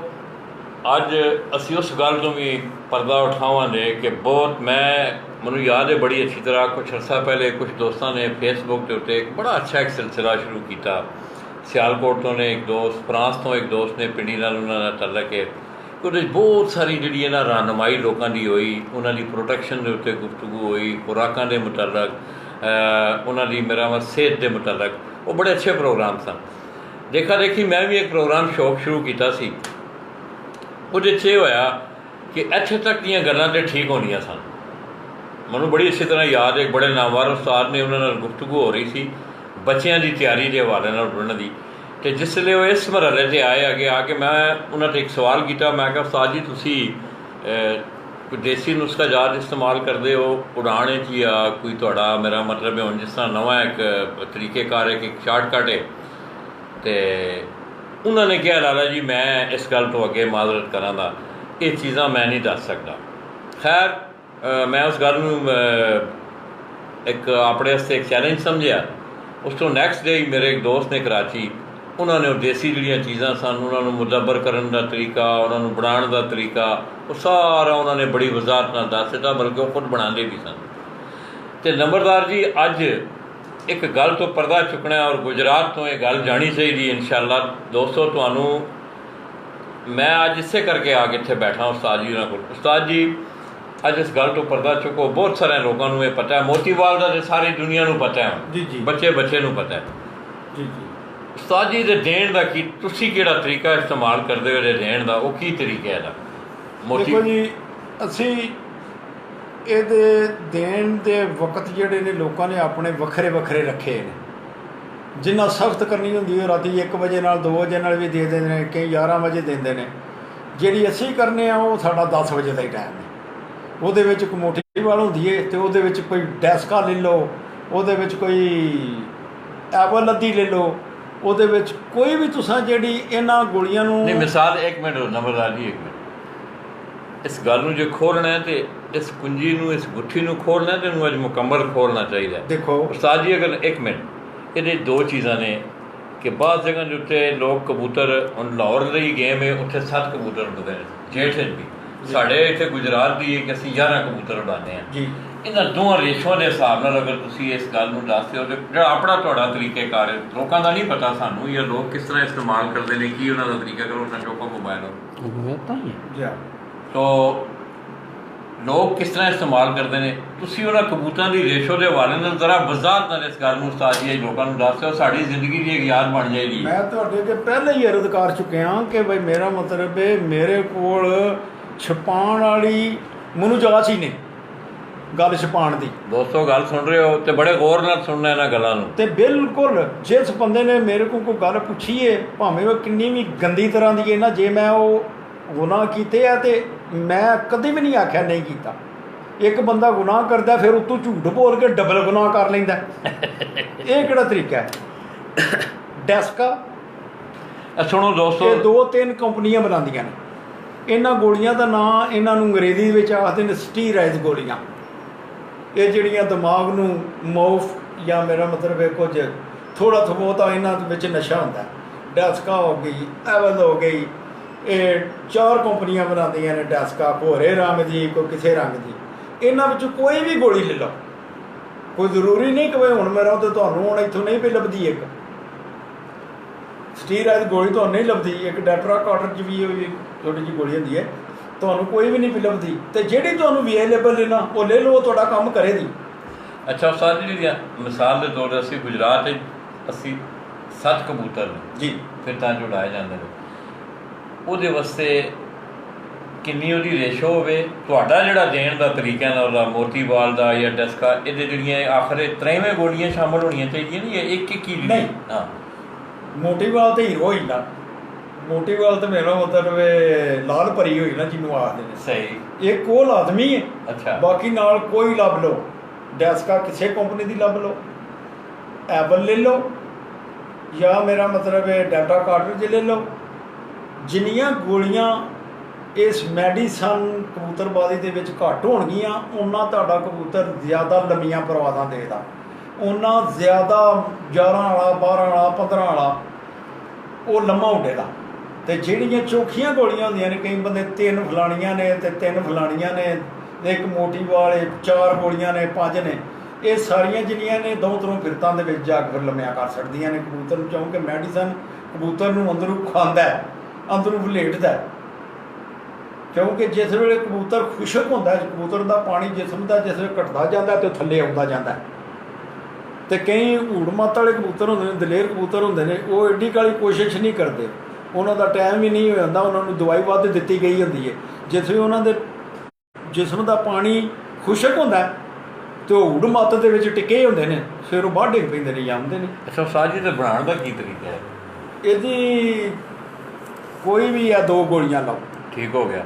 ਗੋਲੀਆਂ ਤੁਸੀਂ 2 ਕੋਈ ਗੋਲੀਆਂ 2 ਜਿਸ ਤਰ੍ਹਾਂ ਉਸਤਾਦ ਜੀ ਨੇ ਕਿਹਾ ਕਿ ਜ਼ਰੂਰੀ ਹੈ। ਉਹ ਨੰਬਰ 1 ਹੈ, ਉਹ ਹੀਰੋ ਹੈ, ਮੇਰਾ ਮਤਲਬ ਹੈ ਉਹ ਮੇਨ ਜੁਜ਼ ਹੈ ਉਸ ਨੁਸਖੇ ਦਾ, ਮੋਤੀਵਾਲ।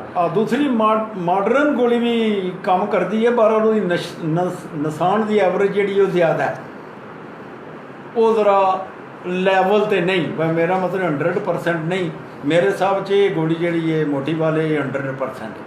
ਇਹਦੇ ਨਾਲ ਕੋਈ ਵੀ ਲੈ ਲਓ, ਡੈਸਕਾ ਕਿਸੇ ਕੰਪਨੀ ਦੀ, ਇੱਕ ਸਬਜ਼ ਜੀ ਹੁੰਦੀ ਹੈ, ਇੱਕ ਚਿੱਟੀ ਜੀ ਹੁੰਦੀ ਹੈ, ਇੱਕ ਥੋੜ੍ਹੀ ਕੋ ਲੰਮੀ ਜੀ ਹੁੰਦੀ ਹੈ, ਇਹ ਕੋਈ 4 ਕੰਪਨੀਆਂ ਬਣਾਉਂਦੀਆਂ ਨੇ, ਤੇ ਕੋਈ ਵੀ ਤੁਹਾਨੂੰ ਲੱਭ ਜਾਂਦੀ ਹੈ। ਤੇ ਇਹਦੇ ਨਾਲ ਉਹਨੂੰ ਚੰਗੀ ਤਰ੍ਹਾਂ ਪੀਠਣਾ, ਪੀ ਕੇ ਉਹਨੂੰ ਪੀ ਲਓ, ਠੀਕ ਹੋ ਗਿਆ। ਪੀ ਕੇ ਫਿਰ ਉਹਨੂੰ 35 ਸੀਸੀ ਦੁੱਧ ਦੇ ਵਿੱਚ ਰਾਤੀ ਸ਼ਾਮਿਲ ਕਰਨਾ। ਇਹ ਕਿੰਨੇ ਕਬੂਤਰਾਂ ਸੇ? ਇਹ ਤੁਸੀਂ ਜ਼ਿਆਦਾ ਤੋਂ ਜ਼ਿਆਦਾ 2 ਸੀਸੀ ਦੇ ਸਕਦੇ ਹੋ, 2 ਤੋਂ ਵੱਧ ਨਹੀਂ। 2 ਤੋਂ ਵੱਧ ਕਰੋਗੇ ਤਾਂ ਖਤਰੇ ਵਿੱਚ ਟੁਰ ਜਾਣਗੇ। 1.5 ਤੋਂ ਇਹ ਸ਼ੁਰੂ ਹੁੰਦੀ ਹੈ, 1.5 ਸੀਸੀ ਤੋਂ ਫੀ ਕਬੂਤਰ ਸ਼ੁਰੂ ਹੁੰਦੀ ਹੈ, ਤੇ ਜਿਹੜਾ ਤੁਹਾਡੇ ਆਖੇ ਨਹੀਂ ਪਿਆ ਲੱਗਦਾ ਉਹਨੂੰ 2 ਤੱਕ ਕੱਢ ਸਕਦੇ ਹੋ। ਮਤਲਬ ਉਹਦੇ ਸਮਝ ਜੋ ਜਿਹੜਾ ਕਬੂਤਰ ਜਿਹੜਾ ਹੈ ਉਹ ਅੱਗੇ ਪਿੱਛੇ ਹੋ ਰਿਹਾ ਹੈ, ਤੇ ਉਹਦੇ 'ਚ ਉਹਦਾ ਇਜ਼ਾਫਾ ਤੁਸੀਂ ਅੱਧੀ ਸੀਸੀ ਦਾ ਇਜ਼ਾਫਾ ਤੁਸੀਂ ਕਰ ਸਕਦੇ।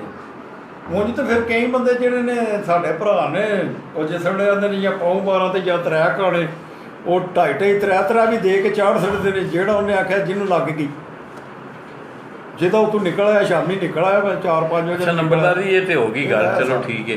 ਇਹਨੂੰ ਤੁਸੀਂ ਕਿਹੜਾ ਤੁਹਾਡਾ ਤਰੀਕੇਕਾਰ ਹੈ? ਪਾਣੀ 'ਚ ਬਣਾ ਕੇ ਦਿੰਦੇ ਹੋ, ਦੁੱਧ 'ਚ? ਮੈਂ ਸੁਣਨ ਨਹੀਂ ਜਾਂਦਾ, ਦੁੱਧ 'ਚ भी लोग देते हैं। ਅਸੀਂ ਦੁੱਧ 'ਚ देते। दोस्तों नंबरदार जी कह रहे हैं कि मैं उनको पीसने के बाद उन गोलियों को दूध में 35 सीसी दूध दे दें आप, और फी कबूतर उन्होंने कहा है कि 1.5 सीसी से शुरू होता है, 1.5 शुरू होता है, यहाँ से ये अमल शुरू होता है। उसमें आपने अब देखना है कि आपके कबूतर की एवरेज क्या है टाइम की, उसको आप बढ़ाना चाहते हैं तो वो 2 तक ले जा सकते हैं। तो नंबरदार जी ਤੁਸੀਂ ਰਾਤ ਨੂੰ ਦਿੰਦੇ ਹੋ? ਜੀ ਰਾਤ ਨੂੰ 10 ਵਜੇ। ਤੁਸੀਂ ਰਾਤ 10 ਵਜੇ ਨੂੰ? ਜੀ। ਉਸ ਤੋਂ ਪਹਿਲਾਂ ਕਬੂਤਰ ਨੇ ਤੁਸੀਂ ਚੈੱਕ ਕਰਦੇ ਹੋ ਕਿ ਉਹਨੇ ਖੁਰਾਕ ਹਜ਼ਮ ਕਰ ਲਈ ਹੈ ਜਾਂ ਕੋਈ ਇਸ ਤਰ੍ਹਾਂ ਦਾ ਅਮਲ ਹੈ ਵਿੱਚ? ਕੋਈ ਜ਼ਰੂਰਤ ਨਹੀਂ। ਜ਼ਰੂਰੀ ਨਹੀਂ, ਕੋਈ ਜ਼ਰੂਰੀ ਨਹੀਂ, ਕਿਉਂਕਿ ਪਾਣੀ ਪਿਲਾਉਣ ਦੇ ਵਿੱਚ ਵੀ ਕਬੂਤਰਬਾਜ਼ਾਂ ਦਾ ਇੱਕ ਤਰੀਕਾਕਾਰ ਹੁੰਦਾ। ਕਬੂਤਰ ਦੀ ਪੋਟ ਠੰਡੀ ਰਹੇਗੀ ਤੇ ਤੁਹਾਡੇ ਦਾਣੇ ਹਜ਼ਮ ਨਹੀਂ ਕਰਨਾ। ਕਬੂਤਰ ਦੀ ਪੋਟ ਜਿਹੜੀ ਹੈ ਜੇ ਅੰਦਰੋਂ ਠੰਡੀ ਰਹੇਗੀ ਤੇ ਉਹ ਦਾਣੇ ਵੀ ਰੱਖੇਗਾ, ਉਹ ਢਿੱਲਾ ਵੀ ਰਹੇਗਾ। ਇਸ ਵਾਸਤੇ ਇਹਨਾਂ ਨੂੰ ਗਰਮ ਹੀ ਰੱਖਣਾ ਜੀ। ਇਹਨਾਂ ਦੀ ਪੋਟ ਜਿਹੜੀ ਹੈ ਗਰਮ ਹੀ ਰੱਖਣੀ ਹੈ। ਸੁਬਾਹ ਖੁਰਾਕ ਦੇ ਨਾਲ 5 ਸੀਸੀ ਪਾਣੀ, ਉਸ ਤੋਂ ਘੰਟੇ ਬਾਅਦ ਉਹਨਾਂ ਅੱਗੇ ਖੁੱਲ੍ਹਾ ਰੱਖੋ। ਫਿਰ ਉਹਨਾਂ ਨੂੰ ਧੁੱਪੇ ਲਾਓ, ਧੁੱਪੇ ਤੋਂ ਬਾਅਦ ਫਿਰ 11 ਵਜੇ ਨਾਲ ਉਹਨਾਂ ਨੂੰ ਫਿਰ ਪਾਣੀ ਪਾਓ।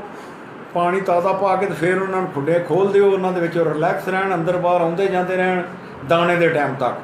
ਅਤੇ ਦਾਣਾ ਹੱਥ ਜਿਹੜਾ 2 ਹੈ ਕਿ 1:30 ਤੋਂ 2 ਵਜੇ ਤੱਕ ਤਕਰੀਬਨ ਜਿਹੜਾ ਅਸੀਂ ਪਾਉਂਦੇ ਹਾਂ। 1:30 ਵਜੇ ਪਾ ਦਿਓ, 2 ਵਜੇ ਸਾਫ਼ ਕਰ ਦਿਓ। ਮਤਲਬ ਉਹ ਜਿਹੜੀ ਟਾਈਮਿੰਗ ਨੇ ਦਾਣੇ ਦੀਆਂ ਦੋਸਤੋ, ਇਹ ਜ਼ਿਮਨੀ ਗੱਲਾਂ ਵਿੱਚ ਐਸੀਆਂ ਆਉਂਦੀਆਂ ਨੇ ਕਿ ਬੜੀਆਂ ਟੈਕਨੀਕਲ ਗੱਲਾਂ ਹੁੰਦੀਆਂ ਨੇ। ਕਿਉਂਕਿ ਅਕਸਰ ਦੇਖਿਆ ਗਿਆ ਕੋਈ ਦੋਸਤ ਸਾਹਿਬਾਬ ਨੇ ਉਹ ਕੰਮ ਕਾਜ ਨਿਕਲ ਗਏ ਅਤੇ ਉਹ ਕਹਿੰਦੇ ਨੇ ਯਾਰ ਲੇਟ ਹੋ ਗਏ, ਚਲੋ ਅੱਜ ਸ਼ਾਮੀ ਦੇ ਲਾਂਗੇ, ਅੱਜ 2 ਘੰਟੇ ਬਾਅਦ ਦੇ ਲਾਂਗੇ। ਨੰਬਰਦਾਰ ਜੀ ਇਸ ਗੱਲ 'ਤੇ ਜ਼ੋਰ ਦਿੰਦੇ ਨੇ ਕਿ ਉਹ ਟਾਈਮ ਹੈ ਨਾ ਤੁਹਾਡਾ, ਜਿਸ ਤਰ੍ਹਾਂ ਤੁਸੀਂ ਬੱਚਿਆਂ ਨੂੰ ਸਕੂਲ ਲੈਣ ਜਾਂਦੇ ਹੋ ਨਾ ਜਾਂ ਮੱਝ ਚੋਂਦੇ ਹੋ, ਇਹ ਬੜੇ ਡਿਊਟੀਫੁਲ ਟਾਈਮ ਹੁੰਦੇ ਨੇ। ਮੱਝ ਦਾ ਚੁਆਈ, ਬੱਚਿਆਂ ਨੂੰ ਸਕੂਲੋਂ ਲਿਆਉਣਾ, ਕਬੂਤਰਾਂ ਨੂੰ ਖੁਰਾਕ ਦੇਣੀ। ਅਤੇ ਨੰਬਰਦਾਰ ਜੀ ਕਹਿ ਰਹੇ ਨੇ ਕਿ 2 ਵਜੇ ਦਾ ਆਈਡੀਅਲ ਟਾਈਮ ਹੈ। ਇੱਕ ਮਸਤ ਜਿਹੜਾ ਨਾ 2 ਵਜੇ ਅਸੀਂ ਉਹਨਾਂ ਅੱਗੇ ਦਾਣਾ ਪਾ ਕੇ ਉਹਨਾਂ ਨੂੰ ਪਾਣੀ ਪਿਆ ਕੇ ਅਤੇ ਉਸ ਤੋਂ ਅਗਲਾ ਅਮਲ। ਅਤੇ ਦੋਸਤੋ ਅੱਜ ਮੋਤੀਵਾਲ ਦਾ ਸਿਲਸਿਲਾ ਵੀ ਮੇਰਾ ਖਿਆਲ ਹੈ ਜਿਹੜੇ ਦੋਸਤ ਸਾਹਿਬਾਬ ਮੈਨੂੰ ਕੋਈ ਸੁਣ ਰਹੇ ਨੇ, ਦੇਖ ਰਹੇ ਨਹੀਂ ਰਿਹਾ ਕੋਈ ਲੋਕ, ਬਹੁਤ ਜ਼ਿਆਦਾ ਬੰਦੇ ਕੋਈ ਦੋਸਤ ਸਾਹਿਬਾਬ ਦੇਖ ਰਹੇ ਨੇ, ਕੋਈ ਕਮੈਂਟਸ ਆ ਰਹੇ ਨੇ ਉਹਨਾਂ ਦੇ ਆ ਰਹੇ ਨੇ ਇੰਗਲਿਸ਼ ਆ ਰਹੇ ਨੇ, ਚੈੱਕ ਕਰ ਲਓ ਨਾਲੇ। ਦੋਸਤੋ ਇਹ ਜਿਹੜਾ ਤਜਰਬਾ ਜਿਹੜੀਆਂ ਗੱਲਾਂ ਤੁਹਾਨੂੰ ਦੱਸੀਆਂ ਨੇ ਨੰਬਰਦਾਰ, ਇਨਸ਼ਾਅੱਲਾ ਅਸੀਂ ਦੇਸੀ ਉੱਤੇ ਵੀ ਆਵਾਂਗੇ, ਮਗਰ ਉਹਦਾ ਇਹ ਤਰੀਕੇਕਾਰ ਹੈ ਕਿ ਦੇਸੀ ਜਿਹੜੀਆਂ ਚੀਜ਼ਾਂ ਨੇ, ਸਭ ਤੋਂ ਪਹਿਲੀ ਗੱਲ ਤਾਂ ਇਹ ਵੇ, ਮੇਰੀ ਬੜੀ ਗੁਫ਼ਤਗੂ ਹੋ ਰਹੀ ਹੈ ਨੰਬਰਦਾਰ ਜੀ ਨਾਲ ਇਸ ਮੌਜੂ ਦੇ ਉੱਤੇ। ਉਹ ਇਹ ਆਉਂਦੇ ਨੇ ਕਿ ਪਹਿਲੇ ਨੰਬਰ 1 ਗੱਲ ਤਾਂ ਇਹ ਕਿ ਦੇਸੀ ਦੀ ਪਹਿਚਾਣ ਬਹੁਤ ਘੱਟ ਲੋਕਾਂ ਨੂੰ ਹੁੰਦੀ ਹੈ, ਕਿਉਂਕਿ 2 ਨੰਬਰੀ ਜਿਸ ਮੁਲਕ ਵਿੱਚ ਤੁਹਾਨੂੰ ਲੋਕ ਖੋਤੇ ਕਹੋ ਕੇ ਖਵਾ ਸਕਦੇ ਨੇ ਅਤੇ ਉਹ 2 ਨੰਬਰ ਤੁਹਾਨੂੰ ਦਵਾਈ ਵੀ ਦੇ ਸਕਦੇ ਨੇ। ਔਰ ਇਹ ਆਲਮੋਸਟ ਹੋ ਰਿਹਾ ਐਲੀਪੈਥੀ 'ਚ ਦੇਖ ਲਓ, ਬਹੁਤ ਸਾਰੇ ਮਾਮਲਾਤ ਸਾਹਮਣੇ ਆ, ਉਹਦੇ ਉੱਤੇ ਵੀ ਗੁਫ਼ਤਗੂ ਹੋਏਗੀ, ਮਗਰ ਉਹਦੇ ਵਾਸਤੇ ਪੂਰਾ ਜ਼ੋਰ ਹੀ ਬਣਨਾ ਪੈਂਦਾ। ਤੁਹਾਨੂੰ ਦਵਾਈ ਦੀ ਪਹਿਚਾਣ ਹੋਵੇ, ਫਿਰ ਉਹਦੇ ਬਣਾਉਣ ਦਾ ਜਿਹੜਾ ਅਮਲ ਹੈ ਉਹ ਇਤਨਾ ਸਾਫ਼ ਔਰ ਸ਼ਫਾਫ ਹੈ ਔਰ ਇਤਨਾ ਮਿਹਨਤ ਤਲਬ ਹੈ ਕਿ ਉਹਦੇ 'ਚ ਜ਼ਰਾ ਜਿਹਾ ਵੀ ਸੇਕ ਜ਼ਿਆਦਾ ਹੋ ਗਿਆ ਜਾਂ ਕਮ ਹੋ ਗਿਆ, ਉਹ ਨੁਸਖਾ ਤੁਹਾਡਾ ਬੇਕਾਰ ਹੋ ਜਾਂਦਾ। ਪਰ ਲਿਹਾਜ਼ਾ ਲੋਕਾਂ ਨੇ ਇੱਕ ਸ਼ਾਰਟਕਟ ਕੱਢਿਆ। ਇਹ ਨੰਬਰਦਾਰ ਜੀ ਮੋਤੀਵਾਲ ਦੀ ਇਜਾਦ ਇਹ ਕਿੱਥੋਂ ਕੋਈ ਸ਼ੁਰੂਆਤ ਹੋਈਆਂ ਨੇ? ਇਹ ਭਲੌਰੀਆਂ ਨੇ ਸ਼ੁਰੂ ਕੀਤੀਆਂ ਨੇ, ਕਰਾਚੀਆਂ ਹੋਈਆਂ ਨੇ, ਫੈਸਲਾਬਾਦ ਤੋਂ? ਇਹ ਕੁਝ ਹੈ ਜ਼ਹਿਨ 'ਚ ਕੋਈ ਐਸੀ ਗੱਲ? ਇਸ ਚੀਜ਼ ਦਾ ਤਾਂ ਪਤਾ ਨਹੀਂ, ਇਹ ਕੋਈ ਦਿਮਾਗ ਦੀ ਮੇਰਾ ਮਤਲਬ ਹੈ ਕੋਈ ਨਹੀਂ, ਇਹ ਸ਼ੁਰੂ ਕਿੱਥੋਂ ਹੋਈਆਂ ਨੇ? ਇਹ ਦੇਣ ਦਾ ਜਿਹੜਾ ਤਰੀਕੇਕਾਰ ਹੈ ਇਹ ਲਾਹੌਰ ਤੋਂ ਸ਼ੁਰੂ ਹੋਇਆ ਹੈ? ਕਿੱਥੋਂ ਸ਼ੁਰੂ ਹੋਇਆ ਹੈ? ਇਹ ਕੋਈ ਪਤਾ ਨਹੀਂ ਜੀ, ਕਿਸੇ ਸ਼ੁਰੂ ਕੀਤਾ ਹੀ ਹੈ ਨੰਬਰਦਾਰ ਜੀ ਦੋਸਤੋ, ਕਿਸੇ ਭਲੇ ਮਾਨਸ ਨੇ ਅੱਲਾ ਉਹਦਾ ਭਲਾ ਕਰੇ। ਇਹ ਦੋਸਤੋ ਦਵਾ ਦੇ ਰਹੇ ਆ ਜਿਨ੍ਹਾਂ ਕਬੂਤਰਬਾਜ਼ਾਂ ਦੀ ਮੁਸ਼ਕਲ ਆਸਾਨ ਕੀਤੀ ਹੈ। ਤੇ ਇਹ ਅੱਗੋਂ ਵੀ ਮੇਰਾ ਮਤਲਬ ਹੈ ਇਹ ਉਹ ਲੋਕ ਹੀ ਮੇਰਾ ਮਤਲਬ ਯਾਦ ਕਰਦੇ ਰਹਿੰਦੇ ਨੇ ਜਿਹੜੇ ਇਹਨਾਂ ਦੇ ਮਗਰ ਰਹਿੰਦੇ ਨੇ, ਜਿਹੜੇ ਉਸਤਾਦ ਇਹਨਾਂ ਦੇ ਤਜਰਬੇ ਕਰਦੇ ਰਹਿੰਦੇ ਨੇ। ਹੁਣ ਤੇ ਨੰਬਰਦਾਰ ਜੀ ਵੈਸੇ ਅੱਲਾ ਉਹਨਾਂ ਨੂੰ ਯਾਦੀ ਦੇ, ਅੱਲਾ ਉਹਨਾਂ ਨੂੰ ਖੁਸ਼ ਰੱਖੇ। ਫਿਰ ਉਹ ਜਿਸ ਕੱਢ ਲੈਂਦੇ ਨੇ, ਸਾਰਾ ਕੁਝ ਬਣਾ ਲੈਂਦੇ, ਤੇ ਫਿਰ ਲੋਕਾਂ ਨੂੰ ਵੀ ਦੱਸਦੇ ਨੇ ਸਾਰਿਆਂ ਦਾ ਕੰਮ ਪਿਆ ਚੱਲਦਾ। ਉਹਨਾਂ ਦਾ ਕਰ ਭਲਾ ਤੇ ਉਹ ਭਲਾ। ਉਹਨਾਂ ਦੋਰੀਆਂ ਜੋ ਲੋਕਾਂ ਨੇ ਸਿਰ ਕੱਢ ਸੜੇ ਨੇ ਜਨਾਬ, ਅੱਗ ਲੈ ਕੇ ਬੈਠੇ ਨੇ, ਕੋਈ ਮਿੱਠਾ ਤੇਲੀਆ ਮਾਰ ਰਿਹਾ ਹੈ, ਕੋਈ ਕਸਤੂਰੀ ਨੂੰ ਮਾਰ ਰਿਹਾ ਹੈ, ਕੋਈ ਮੋਤੀ ਰਗੜ ਰਿਹਾ ਹੈ। ਮਤਲਬ ਇਹ ਦੋਸਤੋ ਉਹਦੇ 'ਤੇ ਬੜਾ ਜਿਹੜਾ ਦੇਸੀ ਜਿਹੜਾ ਤਰੀਕੇਕਾਰ ਹੈ, ਜਿਹੜੇ ਕੋਈ ਪੁਰਾਣੇ ਲੋਕ ਜਾਂ ਦੋਸਤ ਅਹਿਬਾਬ ਮੈਨੂੰ ਸੁਣ ਰਹੇ ਨੇ, ਮੇਰਾ ਆਪਣਾ ਖਾਨਦਾਨੀ ਇੱਕ ਹਕਮਤ ਦਾ ਇੱਕ ਸਿਲਸਿਲਾ ਹੈ। ਉਹਦੇ ਵਾਸਤੇ ਹੁੰਦਾ ਹੈ ਵੇ ਕਿ ਉਹ ਬੜੇ ਪ੍ਰੋਲਾਂਗ ਚੀਜ਼ਾਂ ਨੇ। ਹੁਣ ਮਿੱਠਾ ਤੇਲੀਏ ਨੂੰ ਮਾਰਨਾ ਇੱਕ ਬਹੁਤ ਵੱਡਾ ਪ੍ਰੋਸੈਸ ਹੈ। ਸੁੱਚੇ ਮੋਤੀ ਨੂੰ ਮਾਰਨ ਤੋਂ ਇਹ ਮੁਦੱਬਰ ਕਰਨਾ, ਮੁਦੱਬਰ ਮਤਲਬ ਉਹਦੀ ਮਾਹੀਅਤ ਨੂੰ ਚੇਂਜ ਕਰਨਾ। ਇਸੇ ਤਰ੍ਹਾਂ ਕਸਤੂਰੀ ਹੈ, ਠੀਕ ਹੈ, ਹੋਰ ਚੀਜ਼ਾਂ ਨੇ। ਇਹ ਇੱਕ ਤਾਂ ਮਹਿੰਗੀਆਂ ਨੇ, ਦੂਸਰਾ ਇਹ ਵੇ ਕਿ ਇਹਨਾਂ ਨੂੰ ਬਣਾਉਣ ਦਾ ਜਿਹੜਾ ਤਰੀਕੇਕਾਰ ਹੈ ਉਹ ਬੜਾ ਮੁਸ਼ਕਿਲ ਹੈ। ਹਰ ਆਦਮੀ ਉਸ ਅਮਲ ਤੋਂ ਨਹੀਂ ਗੁਜ਼ਰ ਸਕਦਾ। ਬਹੁਤ ਸਾਰੇ ਲੋਕ ਆਪਣਾ ਨੁਕਸਾਨ ਵੀ ਕਰਦੇ ਨੇ। ਪਰ ਲਿਹਾਜ਼ਾ ਇੱਕ ਸ਼ਾਰਟਕਟ ਇਜਾਦ ਹੋਈ ਔਰ ਉਹਨੇ ਲੋਕਾਂ ਨੂੰ ਆਸਾਨੀ ਪੈਦਾ ਕਰ ਦਿੱਤੀ ਕਿ 2 ਮਿੰਟ ਲੱਗਦੇ ਨੇ, 2 ਗੋਲੀਆਂ ਰਗੜੋ, 35 ਸੀਸੀ ਦੁੱਧ ਪਾ ਕੇ ਵਿੱਚ ਰਾਤੀ, ਜਿਸ ਤਰ੍ਹਾਂ ਨੰਬਰਦਾਰ ਜੀ ਨੇ ਦੱਸਿਆ ਕਿ 1.5 ਸੀਸੀ ਤੋਂ ਇਹਨੂੰ ਤੁਸੀਂ ਸਟਾਰਟ ਕਰੋ, ਠੀਕ ਹੈ। ਉਸ ਤੋਂ ਬਾਅਦ ਆਪਣੇ ਕਬੂਤਰ ਦੇ ਸਿਲਸਿਲੇ। ਅੱਛਾ ਨੰਬਰਦਾਰ ਜੀ, ਇੱਕ ਜ਼ਿਮਨੀ ਹੋਰ ਜੀ ਗੱਲ ਹੈ, ਜਿਹੜਾ ਅਸੀਂ ਇੱਕ ਵਿੱਚ ਜਾਂਦਿਆਂ ਵਿੱਚ ਇੱਕ ਛੋਟੀ ਜਿਹੀ ਗੱਲ ਕੀਤੀ ਹੈ ਕਿ ਕਬੂਤਰ ਆਪਣੇ ਜਿਸਮ ਦਾ ਪਾਣੀ ਘਟਾਉਂਦਾ ਹੈ। ਔਰ ਇਹ ਇੱਕ ਸਾਇੰਟੀਫਿਕ ਗੱਲ ਹੈ ਦੋਸਤੋ ਕਿ ਅਗਰ ਇੱਕ ਇਨਸਾਨ ਹੈ, ਗਰਮੀ 'ਚ ਮੈਂ ਬਾਹਰ ਜਾਣਾ ਵਾ, ਮੇਰੇ ਜਿਸਮ ਦਾ ਪਸੀਨਾ ਨਿਕਲਦਾ ਹੈ ਅਤੇ ਮੇਰੇ ਜਿਸਮ ਨੂੰ ਤਲਬ ਹੁੰਦੀ ਹੈ ਪਾਣੀ ਦੀ। ਨੰਬਰਦਾਰ ਜੀ, ਇਸ ਚੀਜ਼ ਨੂੰ ਪੂਰਾ ਕਰਨ ਵਾਸਤੇ ਕੀ ਕਬੂਤਰ ਦੇ ਨਾਲ ਅਮਲ ਕੀਤਾ ਜਾਂਦਾ ਹੈ ਕਿ ਕਬੂਤਰ ਨੂੰ ਇਸ ਚੀਜ਼ ਦਾ ਅਹਿਸਾਸ ਘੱਟ ਹੋਵੇ ਕਿ ਮੈਨੂੰ ਪਿਆਸ ਲੱਗਦੀ ਹੈ? ਵੀ ਕੀ ਖੁਰਾਕ ਦੇ ਵਿੱਚ ਕੋਈ ਚੀਜ਼ ਐਸੀ ਦੇਣੀ ਚਾਹੀਦੀ ਹੈ ਜਾਂ ਕੀ? ਨਹੀਂ, ਉਹਦਾ ਇਹ ਵੇ ਕਿ ਇਹ ਤਾਂ ਹੀ ਅੱਜ ਕੱਲ੍ਹ ਤੁਸੀਂ ਜਿਸ ਵੇਲੇ ਵੇਖੋਦੇ ਨਾ, ਜਿਹੜੇ ਉਸਤਾਦ ਲੋਕ ਨੇ ਵੱਡੇ, ਅੱਲਾਹ ਤਾਲਾ ਇਹਨਾਂ ਵੱਡਿਆਂ ਉਸਤਾਦਾਂ ਨੂੰ ਯਾਦੀ ਦੇ, ਖੁਸ਼ ਰਹਿਣ। ਇਹ ਜਿਸ ਕਬੂਤਰ ਫੜਦੇ ਨੇ ਤੇ ਉਹਦੀ ਇੰਝ ਕਰਕੇ ਨਾ ਥੱਲੇ ਹੱਡੀ ਟੋਂਦੇ ਨੇ। ਉਹਦਾ ਇਹ ਵੇ ਕਿ ਉਹ ਜਿੰਨੀ ਉਹਦੀ ਹੱਡੀ ਲੰਬੀ ਹੋਵੇ ਦੀ, ਜਿਸ ਤਰ੍ਹਾਂ ਊਠ ਆਪਣੇ ਕੁੱਲ ਦੇ ਵਿੱਚ ਪਾਣੀ ਜ਼ਖੀਰਾ ਰੱਖਦਾ ਨਾ, ਇਸੇ ਤਰ੍ਹਾਂ ਇਹਨਾਂ ਕਬੂਤਰਾਂ ਦੀ ਵੀ ਜਿਨ੍ਹਾਂ ਦੀ ਹੱਡੀ ਲੰਮੀ ਹੁੰਦੀ ਹੈ ਜਾਂ ਮੇਰਾ ਮਤਲਬ ਉਸ ਐਨਰਜੀ ਦੇ ਕਾਬਲ ਹੁੰਦੇ ਨੇ, ਉਹ ਉਹਨਾਂ ਜ਼ਿਆਦਾ ਉੱਡਦੇ ਨੇ। ਉਹਨਾਂ ਦੇ ਵਿੱਚ ਉਹ ਸ਼ਕਤੀ ਜਿਹੜੀ ਹੈ ਪਾਣੀ ਦੀ ਉਹ ਜ਼ਿਆਦਾ ਹੁੰਦੀ ਹੈ। ਉਹ ਕੋਈ ਦੂਜਿਆਂ ਨਾਲੋਂ 2-2 ਘੰਟੇ ਵੱਧ ਉੱਡ ਜਾਂਦੇ ਨੇ। ਇਸ ਵਾਸਤੇ ਪਾਣੀ ਦੇ ਵਿੱਚ ਇਹ ਵੇ ਕਿ ਸੁਬਾਹ ਕਈ ਬੰਦੇ ਪਾਣੀ ਜ਼ਿਆਦਾ ਦੇ ਕੇ ਡਾਂਦੇ ਨੇ, ਕਈ ਘੱਟ ਦੇ ਕੇ ਡਾਂਦੇ ਨੇ। ਇਹ ਵੀ ਇਹਨਾਂ ਦਵਾਈਆਂ 'ਤੇ ਮਨਸਰ ਹੈ ਕਿ ਕਿਸੇ ਕੀ ਦਿੱਤੇ ਆ ਅਤੇ ਉਹਦੇ 'ਤੇ ਕਿੰਨਾ ਕੁ ਪਾਣੀ ਚਾਹੀਦਾ। ਅੱਛਾ ਨੰਬਰਦਾਰ ਜੀ, ਤੁਸੀਂ ਕੀ ਕਰਦੇ ਹੋ ਜਿਸ ਵੇਲੇ ਰਾਤ ਨੂੰ ਦੇ ਦਿੱਤਾ, ਮੇਰਾ ਮਤਲਬ ਮੋਤੀਵਾਲ ਡੈਸਕਾ ਕਾਰਡ ਬਣਾ ਕੇ ਦੇ ਦਿੱਤੀ, ਅਤੇ ਸੁਬਾਹ ਉਡਾਉਣ ਤੋਂ ਪਹਿਲਾਂ ਫਿਰ ਪਾਣੀ ਦਿੰਦੇ ਹੋ? ਸਾਡਾ ਲਕੀਰਾਂ ਵਕੀਰਾਂ ਵਾਲਾ ਹਿਸਾਬ ਹੈ ਕਿ ਇੱਕੋ ਜਿਹੀ ਕੰਮ ਹੈ। ਸਾਨੂੰ ਨਹੀਂ ਪਤਾ ਹੁੰਦਾ ਕੋਈ ਇਹਨਾਂ 10 ਵਿੱਚੋਂ ਕਿਹੜਾ ਤੱਤਾ ਅਤੇ ਕਿਹੜਾ ਠੰਡਾ। ਅਸੀਂ ਇੱਕੋ ਧਾਣੇ 'ਤੇ ਦਵਾ ਛੱਡਦੇ ਹਾਂ, ਅਤੇ ਇੱਕੋ ਹੀ ਪਿਆਲਾ ਅਤੇ ਇੱਕੋ ਹੀ ਉਹ ਗੋਲੀਆਂ ਨੇ ਜਿਹੜੀਆਂ ਮੋਟੀਵਾਲ ਨੇ ਕੋਟ ਕਾਟ ਕੇ ਆਪਣਾ ਵਿੱਚ ਵਾਹ ਕੇ ਸਾਰਿਆਂ ਨੂੰ ਵਿੱਚ ਦੇ ਛੜੀ ਦੀ ਹੈ। ਅਤੇ ਵੱਡੇ ਉਹਨਾਂ ਨੂੰ ਉਡਾਉਣ ਤੋਂ ਪਹਿਲਾਂ 1 ਘੰਟਾ ਪਹਿਲਾਂ ਚੈੱਕ ਕਰੀਦਾ ਕਿ ਜਿਹਦੇ ਕੋਲ ਦਾਣਾ ਜ਼ਿਆਦਾ ਹੈ ਉਹਨੂੰ ਪਲਟਾ ਦਿੱਤਾ ਜਾਏ, ਖਾਲੀ ਕਰ ਦਿੱਤਾ ਜਾਏ। ਖਾਲੀ ਕਰ ਦਿੱਤਾ ਅਤੇ ਉਹਨੂੰ ਤੂੰ 10 ਸੀਸੀ ਸਾਦਾ ਪਾਣੀ ਦੇ ਕੇ ਅਤੇ ਛੱਡ ਦਿੱਤਾ। ਅਤੇ ਜਿਹੜੇ ਉਂਝ ਹੀ ਖਾਲੀ ਨੇ, ਜਿਹੜੇ ਹਜ਼ਮ ਕਰ ਗਏ ਨੇ, ਉਹਨਾਂ ਨੂੰ ਵੀ ਨਾਲ ਹੀ 10-10 ਸੀਸੀ ਪਾਣੀ ਦੇ ਕੇ ਅਤੇ ਛੱਡ ਦਿੱਤਾ। 1 ਘੰਟਾ ਪਹਿਲੇ? 1 ਘੰਟਾ ਪਹਿਲਾਂ ਚੜ੍ਹੀਦਾ। 1 ਘੰਟਾ ਪਹਿਲਾਂ ਥੋੜ੍ਹਾ ਕੁ ਜ਼ਿਆਦਾ ਹੋ ਜਾਂਦਾ, ਕਿਉਂਕਿ ਜਿਹੜੇ ਕਬੂਤਰ ਖਾਲੀ ਹੋ ਜਾਂਦੇ ਨੇ ਉਹ ਭੁੱਖ ਦੀ ਵਜ੍ਹਾ ਨਾਲ ਵੀ ਕਬੂਤਰ ਨੂੰ ਛੇਤੀ ਨਜ਼ਰ ਆ ਜਾਂਦਾ। ਬਿਲਕੁਲ ਸਹੀ ਗੱਲ। ਕਈ ਲੋਕ ਸੁਬਾਹ ਦੀ ਗੋਲੀ ਇਸਤੇਮਾਲ ਕਰਦੇ ਨੇ ਕੋਈ ਇਹਨਾਂ ਨੂੰ ਭੁੱਖ ਨਾ ਲੱਗੇ। ਬਹਰਹਾਲ ਜਿੰਨਾ ਨੇੜੇ ਜਾ ਕੇ ਇਹਨਾਂ ਨੂੰ ਪਲਟੋ ਦੇ ਅੱਧਾ ਘੰਟਾ ਰਹਿੰਦਾ ਉਡਾਣ 'ਚ, ਅਤੇ ਪਲਟ ਲਓ ਤੇ ਪਾਣੀ ਦੇ ਕੇ ਛੱਡ ਨਹੀਂ ਦੇ। ਇਹ ਗੱਲਾਂ ਲੰਮੀਆਂ ਹੋਣੀਆਂ ਜਾਂਦੀਆਂ ਨੇ, ਇਹਦੇ ਵਿੱਚ ਹੁਣ ਗੱਲ ਇੱਕ ਸਿਮਰਨ ਛੇੜ ਦਿੱਤੀ ਹੈ ਦੱਸੋ। ਕਿ ਕਈ ਲੋਕ ਜਿਹੜੇ ਨੇ ਜਿਸਲੇ ਖੁਰਾਕ ਜਿਹੜਾ ਕਬੂਤਰ ਹਜ਼ਮ ਕਰ ਜਾਂਦਾ ਹੈ ਬਿਲਕੁਲ ਉਹਦੇ ਖੁਰਾਕ ਨਹੀਂ ਹੁੰਦੀ, ਕੁਝ ਲੋਕ ਇਹ ਅਮਲ ਵੀ ਕਰਦੇ ਨੇ, ਖੁਰਾਕ ਵੀ ਸੁਬਹ ਦੇ ਕੇ ਪਾਣੀ ਦੇ ਦਿੰਦੇ ਨੇ। ਕਈ ਲੋਕ ਨੇ ਇਹਨਾਂ ਦੇ ਆਪਣੇ ਆਪਣੇ ਤਰੀਕੇ ਨੇ। ਬਹਰਹਾਲ ਸਾਡਾ ਕੋਈ ਨਹੀਂ, ਅਸਾਂ ਇੱਕ ਵਾਰੀ ਇਹ ਇਸਤੇਮਾਲ ਕੀਤਾ ਸੀ ਤੇ ਕਬੂਤਰ ਉੱਡੇ ਨਹੀਂ ਸਨ। ਉਸ ਤੋਂ ਬਾਅਦ ਫਿਰ ਜ਼ਿੰਦਗੀ 'ਚ ਨਹੀਂ ਕਦੀ ਮਤਲਬ ਖੁਰਾਕ ਦੇ ਕੇ ਤੇ ਖੁਰਾਕ ਦੇ ਕੇ ਨਹੀਂ ਉਦੋਂ ਹੁੰਦਾ। ਪਾਣੀ ਦੇ ਕੇ ਡਾ ਦਿੱਤਾ ਜਿਹੜਾ ਬਿਲਕੁਲ ਖਾਲੀ ਹੈ, ਤੇ ਕਬੂਤਰ ਭੁੱਖ ਦੀ ਵਜ੍ਹਾ ਨਾਲ ਵੀ ਛੇਤੀ ਆ ਜਾਂਦੇ ਨੇ। ਤੁਸੀਂ ਇਹ ਵੇਖ ਲਓ ਕਿ ਰਾਤੀ ਅਗਰ 5 ਵਜੇ ਉੱਠਣੇ ਨੇ 3 ਵਜੇ ਤੁਸੀਂ ਕਬੂਤਰ ਪਲਟ ਕੇ ਉਹਨੂੰ ਪਾਣੀ ਦੇ ਦਿਓ, ਉਹ ਘੱਟ ਉੱਡੇ, ਕਿਉਂਕਿ ਉਹਦੇ ਵਿੱਚ ਇਹ ਪਿਛਲੀ ਪੋਟ 'ਤੇ ਕਬੂਤਰ ਉੱਡਦਾ ਹੈ। ਜਿਹੜੀ ਅਗਲੀ ਪੋਟ ਹੈ ਇੱਕ ਪਿੱਛੇ ਪੋਟ ਹੁੰਦੀ ਹੈ ਦੀ, ਜਿਹਦੇ ਸਿਰ 'ਤੇ ਕਬੂਤਰ ਜਿਹੜਾ ਆਪਣੀ ਪ੍ਰਵਾਦ ਕਰਦਾ, ਜਿਹੜੀ ਉਹਨੇ ਪਿੱਛੇ ਜਮ੍ਹਾਂ ਰੱਖੀ ਹੁੰਦੀ ਹੈ। ਜੇ ਉਹ ਵੀ ਮੁੱਕਦੀ ਹੈ ਤੇ ਫਿਰ ਉਸ ਤੋਂ ਬਾਅਦ ਇਹ ਆਪਣਾ ਜਿਸਮ ਦਾ ਪਾਣੀ ਇਸਤੇਮਾਲ ਕਰਦਾ, ਤੇ ਜਿਸ ਜਿਸਮ ਦਾ ਪਾਣੀ ਜਿਉਂ-ਜਿਉਂ ਖੁਸ਼ਕ ਹੁੰਦਾ ਜਾਂਦਾ, ਕਬੂਤਰ ਥੱਲੇ ਚੰਗੇ ਕਬੂਤਰ ਜਿਹੜੇ ਨੇ ਥੱਲੇ ਘਰ ਹੋਣੇ ਸ਼ੁਰੂ ਹੋ ਜਾਂਦੇ ਨੇ ਉਸ ਹਿਸਾਬ ਨਾਲ।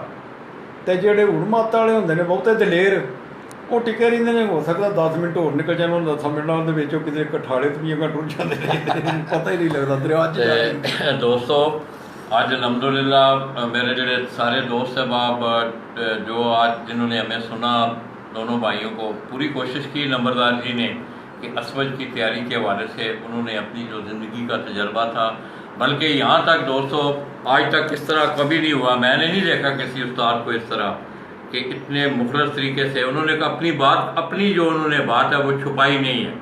उन्होंने साफ बता दिया है कि मैं भी आजकल ये नुस्खा इस्तेमाल करता हूँ, पर पटाई से लेके कबूतर उड़ाने तक। आज नंबरदार जी ने उस गुत्थी को भी खोला है कि जिसको लोग खोलने से घबराते हैं, और ये बात हकीकत है, ये हकीकत है। हमने लोगों को पुड़ियाँ बना के शागिर्दों को देते देखा है, वो आते हैं सीज़न में आके उस्तादों से वो चीज़ें ले जाते हैं। इसके अलावा दोस्तों नंबरदार जी से मैंने शुरू में ये रिक्वेस्ट की थी कि नंबरदार जी आपने लोगों की भरपूर रहनुमाई करनी है, और सैकड़ों लोगों को मैंने, ये नहीं है कि ये मेरे मुंह पे बैठे हुए हैं मैं इसलिए ये बात कर रहा हूँ, सैकड़ों लोगों को मैंने नंबरदार, किसी ने कल परसों की बात है शायद इनको फ़ोन आया हो, एक आदमी के कबूतरों को आँख का अर्जा लगता, तो मैंने कहा उस्ताद जी से बात करो, तो वो पूरी रहनुमाई करते हैं। इवन के मुझे याद है इंडिया से एक सिख थे, ये बैठे हुए हैं नंबरदार जी, उन्होंने कहा जी कबूतर उड़ते नहीं हैं, तो नंबरदार जी ने उनकी पूरी रहनुमाई की और उनके कबूतर उड़े, और उन्होंने फ़ोन भी किया उनको कि आपकी मेहरबानी। मैं बहुत सारे उस्तादों के साथ मेरी गुफ्तगू हुई है, किसी ने इस तरह की रहनुमाई नहीं की जिस तरह की आपने रहनुमाई की है। तो दोस्तों इंशाल्लाह थोड़ी देर आप इंतज़ार करें, मैं फिर उस्ताद जी का एक दफ़ा शुक्रिया अदा करता हूँ। हीरा भी आज हमारे साथ है, ये तमाम प्रोग्राम पहुँचाने में हीरा का बड़ा अमल दखल है। हीरा की वालदा, जैसा कि आप तमाम दोस्तों को पता है कि आज से तकरीबन 20-25 दिन पहले उनका रज़ा इलाही से इंतकाल हो गया था, अल्लाह पाक उनकी मग़फ़िरत फरमाए। तो मैं भी दोस्तों इंशाअल्लाह मेरा चेकअप हो चुका है, मिड ऑफ नवंबर लाला जी ने अपना ऑपरेशन करवाना है, और उससे पहले लाला जी इंशाअल्लाह अपने वादे के मुताबिक और अपने प्रोफेशन से कमिटमेंट के मुताबिक इसी तरह के मौज़ूआत पे हम नंबरदार जी के पास हाज़िर होते रहेंगे, और जो नौवारद लोग हैं इंशाअल्लाह उनकी रहनुमाई होती रहेगी। तो नंबरदार जी पहली गल तो ये कि अज अच्छा जहा शेर, एक अच्छा जहा शेर सुनाने तो बाद, तो दूसरा एक तलकीन लोगों को मैं चाहवागा कि एक बहुत बड़ा एक जड़ा मसला है मुनसफी के हवाले नाल, वो थोड़ी जी लोगों की रहनुमाई करो। क्यों कि मुनसफ तुहाडी भी इज्जत होंदा है, जाने वाले घर की भी इज्जत होंदा है, तो अगले घर की भी उन्हें इज्जत का सवाल रखना होंदा है। ये किस तरह के मुनसफ, मैं अक्सर देखा कि तुसी एक दो मुनसफ मैं तुहाडे भेजे वेखे ने, उन्होंने पूरा जड़ा ना आगाही हुई है। ये उत्ते थोड़ा जा अपना एक शेर पढ़ के ना पहले एक शेर सुनाओ अच्छा जहा नंबरदार जी। यह प्रदेश में बैठे मेरे ਜਿਹੜੇ परदेसी भरा ने, उन्हों का जरा रूह खुश हो जाए, सानू दोवां भरावां नूं वेख रहे ने जी। ये परदेसियों वास्ते ये ते उर्दू का शेर है जी। अच्छा अच्छा अच्छा, ते ये नसीहत भी है तो गिला भी नहीं। ठीक है। दुनिया गम तो देती है मगर शरीके गम नहीं होती, किसी के दूर रहने से मोहब्बत कम नहीं होती। तो मेरे अजीज दोस्तों, जो कुछ भी मैं ਇਹ ਇੰਟਰਵਿਊ ਵਿੱਚ ਜਾਂ ਮੇਰਾ ਮਤਲਬ ਇਸ ਪ੍ਰੋਗਰਾਮ ਦੇ ਵਿੱਚ ਦੱਸਿਆ। ਇਹਦੇ ਵਿੱਚ ਅਗਰ ਤੁਹਾਡਾ ਪੱਕਾ ਯਕੀਨ ਹੈ ਤਾਂ ਤੁਸੀਂ ਕਰਕੇ ਵੇਖ ਲਓ। ਅਤੇ ਮੈਂ ਤੁਹਾਨੂੰ ਯਕੀਨ ਦਿਵਾਉਣਾ ਕਿ ਜੋ ਕੁਝ ਮੇਰਾ ਮਤਲਬ ਹੈ ਅਸੀਂ ਇਸਤੇਮਾਲ ਕਰਨੇ ਆ ਜਾਂ ਮੈਂ ਇਸਤੇਮਾਲ ਕਰਨਾ ਜਾਂ ਜੋ ਕੁਝ ਵੀ ਤਰੀਕਾਕਾਰ ਹੈ ਉਹ ਸਾਰਾ ਮੈਂ ਦੱਸ ਦਿੱਤਾ। ਅਤੇ ਇਨਸ਼ਾ ਅੱਲਾਹ ਤਾਲਾ ਇਹ ਤੁਸੀਂ ਕਾਮਯਾਬੀ ਨੂੰ ਫੜੋਗੇ। ਔਰ ਮੈਂ ਫਿਰ ਦੁਬਾਰਾ ਆਪਣੇ ਭਰਾਵਾਂ ਅੱਗੇ ਹੱਥ ਜੋੜ ਕੇ ਅਰਜ਼ ਕਰਨਾ ਕਿ ਅੱਲਾਹ ਤਾਲਾ ਤੁਹਾਨੂੰ ਤੰਦਰੁਸਤੀ ਦੇ। ਜੇ ਮੇਰੇ ਕੋਲ ਕੋਈ ਗਲਤ ਗੱਲ ਨਿਕਲ ਗਈ ਹੋਵੇ ਜਾਂ ਗਲਤ ਕੋਈ ਫੋਂਡੂ ਵਾਲੀ ਗੱਲ ਨਿਕਲ ਗਈ ਹੋਵੇ, ਜਿਸ ਤਰ੍ਹਾਂ ਦੀ ਵੀ ਹੈ, ਅਤੇ ਮੈਂ ਸਾਰਿਆਂ ਭਰਾਵਾਂ ਕੋਲੋਂ ਮਾफ़ੀ ਚਾਹੁੰਦਾ। ਮੇਰੇ ਵਾਸਤੇ ਦੁਆ ਕਰਿਓ, ਅੱਲਾਹ ਤਾਲਾ ਮੈਨੂੰ ਤੰਦਰੁਸਤੀ ਦੇ। ਅਤੇ ਨੰਬਰਦਾਰ ਜੀ, ਮੁਨਸਫ ਦੇ ਹਵਾਲੇ ਨਾਲ ਮੈਂ ਤੁਹਾਨੂੰ ਗੁਜ਼ਾਰਿਸ਼ ਕੀਤੀ ਸੀ ਇੱਕ, ਕਿਉਂਕਿ ਬੜਾ ਲੰਬੀ ਹੈ, ਅਕਸਰ ਅਸੀਂ ਵਿਜ਼ਿਟ 'ਤੇ ਹੁੰਦੇ ਹਾਂ ਟੂਰਨਾਮੈਂਟਾਂ ਦੇ ਦੌਰਾਨ, ਲੋਕਾਂ ਨੂੰ ਪਤਾ ਹੀ ਨਹੀਂ ਹੁੰਦਾ ਮੁਨਸਫ ਨੂੰ ਕਿ ਟੂਰਨਾਮੈਂਟ ਦੇ ਕਵਾਨੀਨ ਕੀ ਨੇ, ਕਿਸ ਤਰ੍ਹਾਂ ਮੋਹਰਾਂ। ਕਈ ਮੁਨਸਫ ਆਉਂਦੇ ਨੇ ਉਹਨਾਂ ਕੋਲ ਮੋਹਰ ਹੀ ਨਹੀਂ ਹੁੰਦੀ, ਕਈ ਆਉਂਦੇ ਨੇ ਉਹਨਾਂ ਕੋਲ ਪੈਡ ਨਹੀਂ ਹੁੰਦਾ। ਇਹ ਕੀ ਗੱਲਾਂ ਜੀ, ਮੁਨਸਫ ਤੋਂ ਸਾਰੀ ਗੇਮ ਆ ਕੇ ਰਹਿ ਜਾਂਦੀ ਹੈ। ਮੁਨਸਫ ਕਿਉਂਕਿ ਜਿਹਨੂੰ ਵੀ ਅਸੀਂ ਜਿਹੜਾ ਮੁਨਸਫ ਭੇਜਦੇ ਹਾਂ, ਅਸੀਂ ਉਹਨੂੰ ਪਹਿਲਾਂ ਬਕਾਇਦਾ ਅੱਧਾ ਘੰਟਾ ਪੂਰਾ ਲੈਕਚਰ ਦੇਈਦਾ, ਪੂਰਾ ਉਹਨੂੰ ਦੱਸੀਦਾ ਕਿ ਕਿਸੇ ਦੀ ਹੱਕ ਤਲਫੀ ਕਿਸੇ ਸੂਰਤ ਨਹੀਂ ਹੋਣੀ ਚਾਹੀਦੀ। ਅਗਰ ਥੋੜ੍ਹੀ ਕੋਈ ਮੇਰਾ ਮਤਲਬ ਗੱਲ ਰਲੇ 'ਚ ਪੈਂਦੀ ਹੈ ਤਾਂ ਉਹ ਆਪਣੇ ਵਾਲੀ ਪਾਣੀ ਹੈ, ਅਗਲੇ ਵਾਲੇ ਨਹੀਂ ਪਾਣੀ, ਕਿ ਕੱਲ੍ਹ ਨੂੰ ਕੋਈ ਇਹ ਨਾ ਆਖੇ ਕਿ ਸਾਡੇ ਨਾਲ ਇੰਝ ਹੋਇਆ। ਇਸ ਵਾਸਤੇ ਮੁਨਸਫ ਨੂੰ ਪੂਰੇ ਤਰੀਕੇ ਨਾਲ ਬਹਾ ਕੇ ਸਮਝਾ ਕੇ ਮੇਰੀ ਸਾਰਿਆਂ ਭਰਾਵਾਂ ਅੱਗੇ ਸ਼ੌਕ ਕਰਨ ਵਾਲਿਆਂ ਅੱਗੇ ਗੁਜ਼ਾਰਿਸ਼ ਹੈ ਕਿ ਜਿਹਨੂੰ ਮੁਨਸਫ ਭੇਜਣਾ ਉਹਨੂੰ ਬਹਾ ਕੇ ਅਤੇ ਉਹਨੂੰ ਪੂਰੇ ਕਾਨੂੰਨ ਸਮਝਾ ਕੇ ਅਤੇ ਫਿਰ ਉਹਨੂੰ ਘੱਲਣਾ, ਤਾਂ ਕਿ ਤੁਹਾਡੀ ਉਹ ਮੁਨਸਫ ਜਿਹੜਾ ਹੁੰਦਾ ਸਫੀਰ ਹੁੰਦਾ ਉਸ ਛੱਤ ਦਾ। ਮੁਨਸਫ ਤੋਂ ਲੋਕ ਅੰਦਾਜ਼ਾ ਕਰਦੇ ਨੇ ਕਿ ਕੌਣ ਮੁਨਸਫ ਹੈ ਅਤੇ ਇਹਦੇ ਜਿਹੜੇ ਮਗਰਲੇ ਨੇ ਉਹ ਵੀ ਇੰਜੇ ਦੇ ਹੀ ਹੋਣ ਦੇ। ਇਸ ਵਾਸਤੇ ਪੂਰਾ ਲੈਕਚਰ ਦੇ ਕੇ ਉਹਨੂੰ ਬਹਾ ਕੇ, ਮੈਂ ਤਾਂ ਕਹਿੰਦਾ ਵਾਂ ਕਿ ਸਾਡੇ ਬਾਊ ਨਾਸਰ ਸਾਹਿਬ ਇਹ ਕੰਮ ਕਰ ਸਕਦੇ ਨੇ ਕਿ ਜਿਹੜੇ ਵੀ ਮੁਨਸਫ ਹੈ ਨੇ ਸਾਰਿਆਂ ਨੂੰ ਬਹਾ ਕੇ ਅਤੇ ਇਹਨਾਂ ਨੂੰ ਇੱਕ ਦੋ ਕਲਾਸ ਦੇਣ, ਅਤੇ ਮੇਰਾ ਖਿਆਲ ਹੈ ਇਹ ਵੀ ਮਸਲਾ ਹੱਲ ਹੋ ਜਾਏਗਾ। ਅਤੇ ਬਾਕੀ ਜਿਹੜਾ ਵੀ ਇੱਕ ਦੂਜੇ 'ਤੇ ਇਤਬਾਰ ਨਾ ਕਰਨਾ ਜਾਂ ਖਾਸ ਅੱਜ ਕੱਲ੍ਹ ਟਾਈਮ ਵੀ ਹੁੰਦਾ ਹੈ, ਅੱਜ ਕੱਲ੍ਹ ਹੁੰਦੇ ਨੇ ਮੈਰਿਜ ਹਾਲ 'ਤੇ ਹੀ ਰਹਿੰਦੇ ਨੇ, ਸ਼ੁਰੂ ਕਰ ਲੈਣ ਦਫ਼ਤਰ ਅੱਗੇ ਹੀ ਉਹਨਾਂ ਕੋਲ ਹੈ। ਔਰ ਮੈਂ ਪੱਕਾ ਯਕੀਨ ਦਵਾਉਂਦਾ ਕਿ ਬਾਊ ਇਹ ਕੰਮ ਕਰ ਸਕਦੇ ਨੇ। ਜ਼ਬਰਦਸਤ। ਅਤੇ ਇਹ ਇੰਨਾ ਹੀ ਹੈ ਕਿ ਬਈ ਫਲਾਣਾ ਮੁਨਸਫ, ਜਿੰਨੇ ਵੀ ਮੁਨਸਫ ਇਹਨਾਂ ਮੁੰਤਖਬ ਕਰਨੇ ਨੇ, ਇੱਕ 5 ਦਿਨ 3 ਦਿਨ ਪਹਿਲਾਂ ਉਹਨਾਂ ਨੂੰ ਆਖਣ ਜੀ ਜਾਓ ਉੱਥੇ, ਕਿਉਂਕਿ ਬਾਬਾ ਜੀ ਅੱਗੇ ਬਾਨੀ ਨੇ ਕਲੱਬ ਦੇ, ਅਤੇ ਉੱਥੇ ਜਾਓ ਅਤੇ ਉਹ ਭਾਵੇਂ ਆਪ ਆਖਣ ਭਾਵੇਂ ਜੋੜਾ ਸਾਹਿਬ ਆਖਣ, ਕੋਈ ਵੀ ਬੰਦਾ ਸਿਆਣਾ ਜਿਹੜਾ ਉਸ ਟੂਰਨਾਮੈਂਟ ਦੇ ਕਾਨੂੰਨ ਦੀ ਉਹਨਾਂ ਨੂੰ ਪੂਰੀ ਬਰੀਫਿੰਗ ਦੇ ਕੇ ਭੇਜਣ, ਫਿਰ ਮੇਰੇ ਖਿਆਲ ਨਾਲ ਇਹ ਤੇ ਮਸਲੇ ਜਿਹੜੇ ਨੇ ਹੱਲ ਹੋ ਜਾਣ। ਅਤੇ ਮੁਨਸਫ ਜਿਹੜਾ ਵੇ ਉਹ ਮਸ਼ਹੂਰ ਉਮਰ ਦਾ ਹੋਣਾ ਚਾਹੀਦਾ, ਬਾਹਰ ਨਹੀਂ ਹੋਣਾ ਚਾਹੀਦਾ, ਉਹਨੂੰ ਪੂਰੀ ਅਗਾਹੀ ਹੋਣੀ ਚਾਹੀਦੀ ਹੈ ਗੇਮ ਤੋਂ, ਕਬੂਤਰਬਾਜ਼ੀ ਨੂੰ ਜਾਣਦਾ ਹੋਵੇ, ਇਹ ਨਿੱਕਾ ਬਾਹਰ ਨਹੀਂ ਹੋਣਾ ਚਾਹੀਦਾ। ਅੱਛਾ ਦੋਸਤੋ, ਇਨਸ਼ਾਅੱਲਾ ਪੰਜਾਬੀ ਦੇ ਸ਼ੇਰ ਨਾਲ ਅਸੀਂ ਇਖਤਤਾਮ ਕਰਾਂਗੇ। ਅਤੇ ਤੁਸਾਂ ਉਸਤਾਦ ਚੌਧਰੀ ਮੁਹੰਮਦ ਅਨਵਰ ਨੰਬਰਦਾਰ ਨਹੀਂ ਹੈ, ਕਿਉਂਕਿ ਮੈਂ ਤਾਂ ਸਕਰੀਨ 'ਤੇ ਨਹੀਂ ਹੀਰਾ ਹੀ ਦੇਖ ਰਿਹਾ, ਤੁਸੀਂ ਦੋਸਤ ਸਾਹਿਬਾਬ ਦੇਖ ਰਹੇ ਹੋ। ਬੜੀ ਮੁਫੱਸਲ ਗੁਫ਼ਤਗੂ ਹੋਈ ਹੈ ਉਹਨਾਂ ਨਾਲ, ਔਰ ਇਨਸ਼ਾਅੱਲਾ ਮੈਂ ਲਾਲਾ ਜੀ ਤੁਹਾਡੇ ਦਰਮਿਆਨ ਇਸ ਤਰ੍ਹਾਂ ਰਹਿਣਗੇ, ਤੁਹਾਡੇ ਸ਼ੌਕ ਵਿੱਚ ਮੈਂ ਕਮੀ ਨਹੀਂ ਆਉਣ ਦੇਣ ਲੱਗਾ। ਮੈਂ ਆਪਣੀ ਜਾਨ ਨੂੰ ਤੇ ਕਸਰ ਲੈ ਲਿਆ, ਮੈਂ ਉਹਨੂੰ ਤੰਗ ਕਰ ਲਿਆ, ਮਗਰ ਅਲਹਮਦੁਲਿਲਾ ਮੈਂ ਤੁਹਾਡੇ ਸ਼ੌਕ ਦੀ ਖਾਤਰ ਜੋ ਕੁਛ ਵੀ ਕੀਤਾ, ਮੈਂ ਸਮਝਣਾ ਆਟੇ ਦੇ ਨਮਕ ਦੇ ਬਰਾਬਰ ਗੁਜਰਾਤ ਤੋਂ। ਇਹ ਗੁਜਰਾਤ ਦੇ ਲੋਕਾਂ ਦਾ ਐਜ਼ਾਜ਼ ਹੈ, ਇਹ ਬਾਊ ਨਾਸਰ ਦਾ ਐਜ਼ਾਜ਼ ਹੈ, ਇਹ ਨੋਮੀ ਜੋੜੇ ਦਾ ਐਜ਼ਾਜ਼ ਹੈ, ਇਹ ਨੰਬਰਦਾਰ ਦਾ ਐਜ਼ਾਜ਼ ਹੈ, ਸੈਯਦ ਮੁਨੀਰ ਹੁਸੈਨ ਸ਼ਾਹ ਦਾ ਐਜ਼ਾਜ਼ ਹੈ, ਇਹ ਗੁਜਰਾਤ ਦੇ ਤਮਾਮ ਐਸੇ ਸ਼ੌਕ ਜਿਤਨੇ ਨੇ ਉਹਨਾਂ ਦਾ ਐਜ਼ਾਜ਼ ਹੈ। ਅਤੇ ਦੋਸਤੋ, ਨੰਬਰਦਾਰ ਜੀ ਨੇ ਇੱਕ ਸ਼ੇਰ ਪੜ੍ਹਿਆ ਸੀ, ਅਤੇ ਮੈਂ ਸਮਝਦਾ ਹਾਂ ਕਿ ਅਗਰ ਦਿਲਾਂ ਦੇ ਫਾਸਲੇ ਦੂਰ ਨਾ ਹੋਣ ਅਤੇ ਜ਼ਮੀਨੀ ਫਾਸਲੇ ਜਿਹੜੇ ਨੇ ਉਹ ਅਹਿਮੀਅਤ ਨਹੀਂ ਰੱਖਦੇ। ਫਲਿਆਜ਼ਾ ਸਾਨੂੰ ਇੱਕ ਦੂਸਰੇ ਦੇ ਕਰੀਬ ਹੋਣਾ ਚਾਹੀਦਾ। ਔਰ ਖਸੂਸੀ ਤੌਰ 'ਤੇ ਨੰਬਰਦਾਰ ਜੀ ਨੇ, ਮੈਂ ਵੀ ਇਹ ਗੁਜ਼ਾਰਿਸ਼ ਕਰਾਂਗਾ ਤਮਾਮ ਦੋਸਤਾਂ ਅੱਗੇ ਕਿ ਟੂਰਨਾਮੈਂਟ ਅੱਗੋਂ ਆ ਰਹੇ ਨੇ, ਅਤੇ ਬੜੀ ਅੱਛੀ ਗੱਲ ਕੀਤੀ ਹੈ ਨੰਬਰਦਾਰ ਜੀ ਨੇ ਕਿ ਜਿਹੜੀ ਟੂਰਨਾਮੈਂਟ ਆਰਗੇਨਾਈਜ਼ਿੰਗ ਕਮੇਟੀ ਹੈ ਉਹ ਤਮਾਮ ਲੋਕਾਂ ਨੂੰ ਕਹੇ ਕਿ ਜਿਹੜੇ ਤੁਹਾਡੇ ਮੁਨਸਫ ਨੇ ਇੱਕ ਦਿਨ ਲੈ ਕੇ ਤੁਸੀਂ ਵੀ ਨਾਲ ਆਓ, ਖਾਨਾ ਮਾਲਿਕ ਵੀ ਮੌਜੂਦ ਹੋ, ਤਾਂ ਕਿ ਉਹਨਾਂ ਨੂੰ ਬਾਕਾਇਦਾ ਟੂਰਨਾਮੈਂਟ ਦੇ ਜਿਹੜੇ ਕਵਾਨੀਨ ਨੇ ਉਹਨਾਂ ਦੇ ਉੱਤੋਂ ਇੱਕ ਛੋਟਾ ਜਿਹਾ ਲੈਕਚਰ ਟਾਈਪ ਉਹਨਾਂ ਨੂੰ ਉਹਦੀ ਅਗਾਹੀ ਦਿੱਤੀ ਜਾਏ। ਮੁਨਸਫਾਂ ਨੂੰ ਉਹਦੀ ਅਗਾਹੀ ਹੋਣੀ ਚਾਹੀਦੀ ਹੈ। ਔਰ ਸਭ ਤੋਂ ਵੱਡੀ ਗੱਲ ਇਹ ਵੇ ਕਿ ਮੁਨਸਫ ਤੁਹਾਡੇ ਘਰ ਦੀ ਇੱਜ਼ਤ ਹੁੰਦਾ ਹੈ, ਜਿਹੜਾ ਖਾਨਾ ਮਾਲਿਕ ਉਹਨੂੰ ਭੇਜ ਰਿਹਾ ਹੁੰਦਾ ਹੈ ਉਹਦੀ ਉਹ ਇੱਜ਼ਤ ਜਾ ਰਿਹਾ ਹੁੰਦਾ ਹੈ, ਉਹਨੂੰ ਨੁਮਾਇੰਦੇ ਦੀ ਹਸੀਅਤ ਨਾਲ ਨਹੀਂ بلکہ ایک منصف دی حیثیت نال، کیوں کہ جس لئے وہ اپنے خانہ مالک دے گھروں نکلتا ہے تو اگلے بندے دی چھت تے جاندا ہے تو پھر وہ راستے وہ دونوں برابر ہوندے نے. اور ضروری ہے کہ منصف نو ٹورنامنٹ دے قوانین دے متعلق مکمل آگاہی ہونی چاہیے. اور میں سمجھنا اگر اسی انہاں چیزاں دے اتنے قابو پا لئیے تو بہت سارے ڈسپیوٹ اس طرح تساں دیکھا ہونا ہے کہ سامنے آ جاندے نے، منصف جا کے وک جاندے نے، پھر جناب وہ تہاڈی عزت دا بھی سودا میں سمجھنا ہو جاتا ہے. جڑا منصف جا کے وک جاتا ہے وہ اپنے مالک دا جڑا جتوں آ رہا ہوتا ہے انہوں ویچیا ہوتا ہے. تو یہ بڑا ضروری ہے.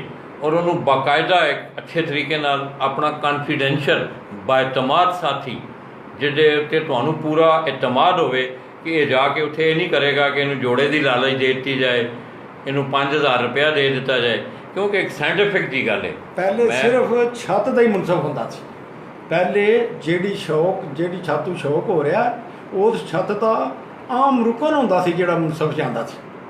اچھا جی بالکل پہلے یہ قانون سی کہ چھت دا ہی بندہ جانا میں جہاں چار بندے شوق کرتے ہیں کیونکہ دیہڑی دار والا کام بھی ہو گیا لوگوں کو. میرا مطلب ہوں لوگوں زیادہ نے تو پھر وہ میرا مطلب بندے بھی جڑے نے انہوں نے پھر اسی طرح ہی 4 منصف بھیجنے پیندے نے.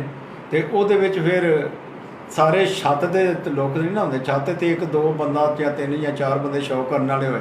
پہلے بالکل یہ مست ہوتا سی کہ چھت تو ہی بندہ جانا جہاں اتنے شوق کرتا ہے، مطلب جڑا انوالو رہندا ہے جہاں جی بالکل چھت کا بندہ مالک ہی ہوتا سی. تقریباً جہے 3-4 بندے شوق کرتے ہیں مالک ہی ہوندے نے تو وہ ہی جاندے سن.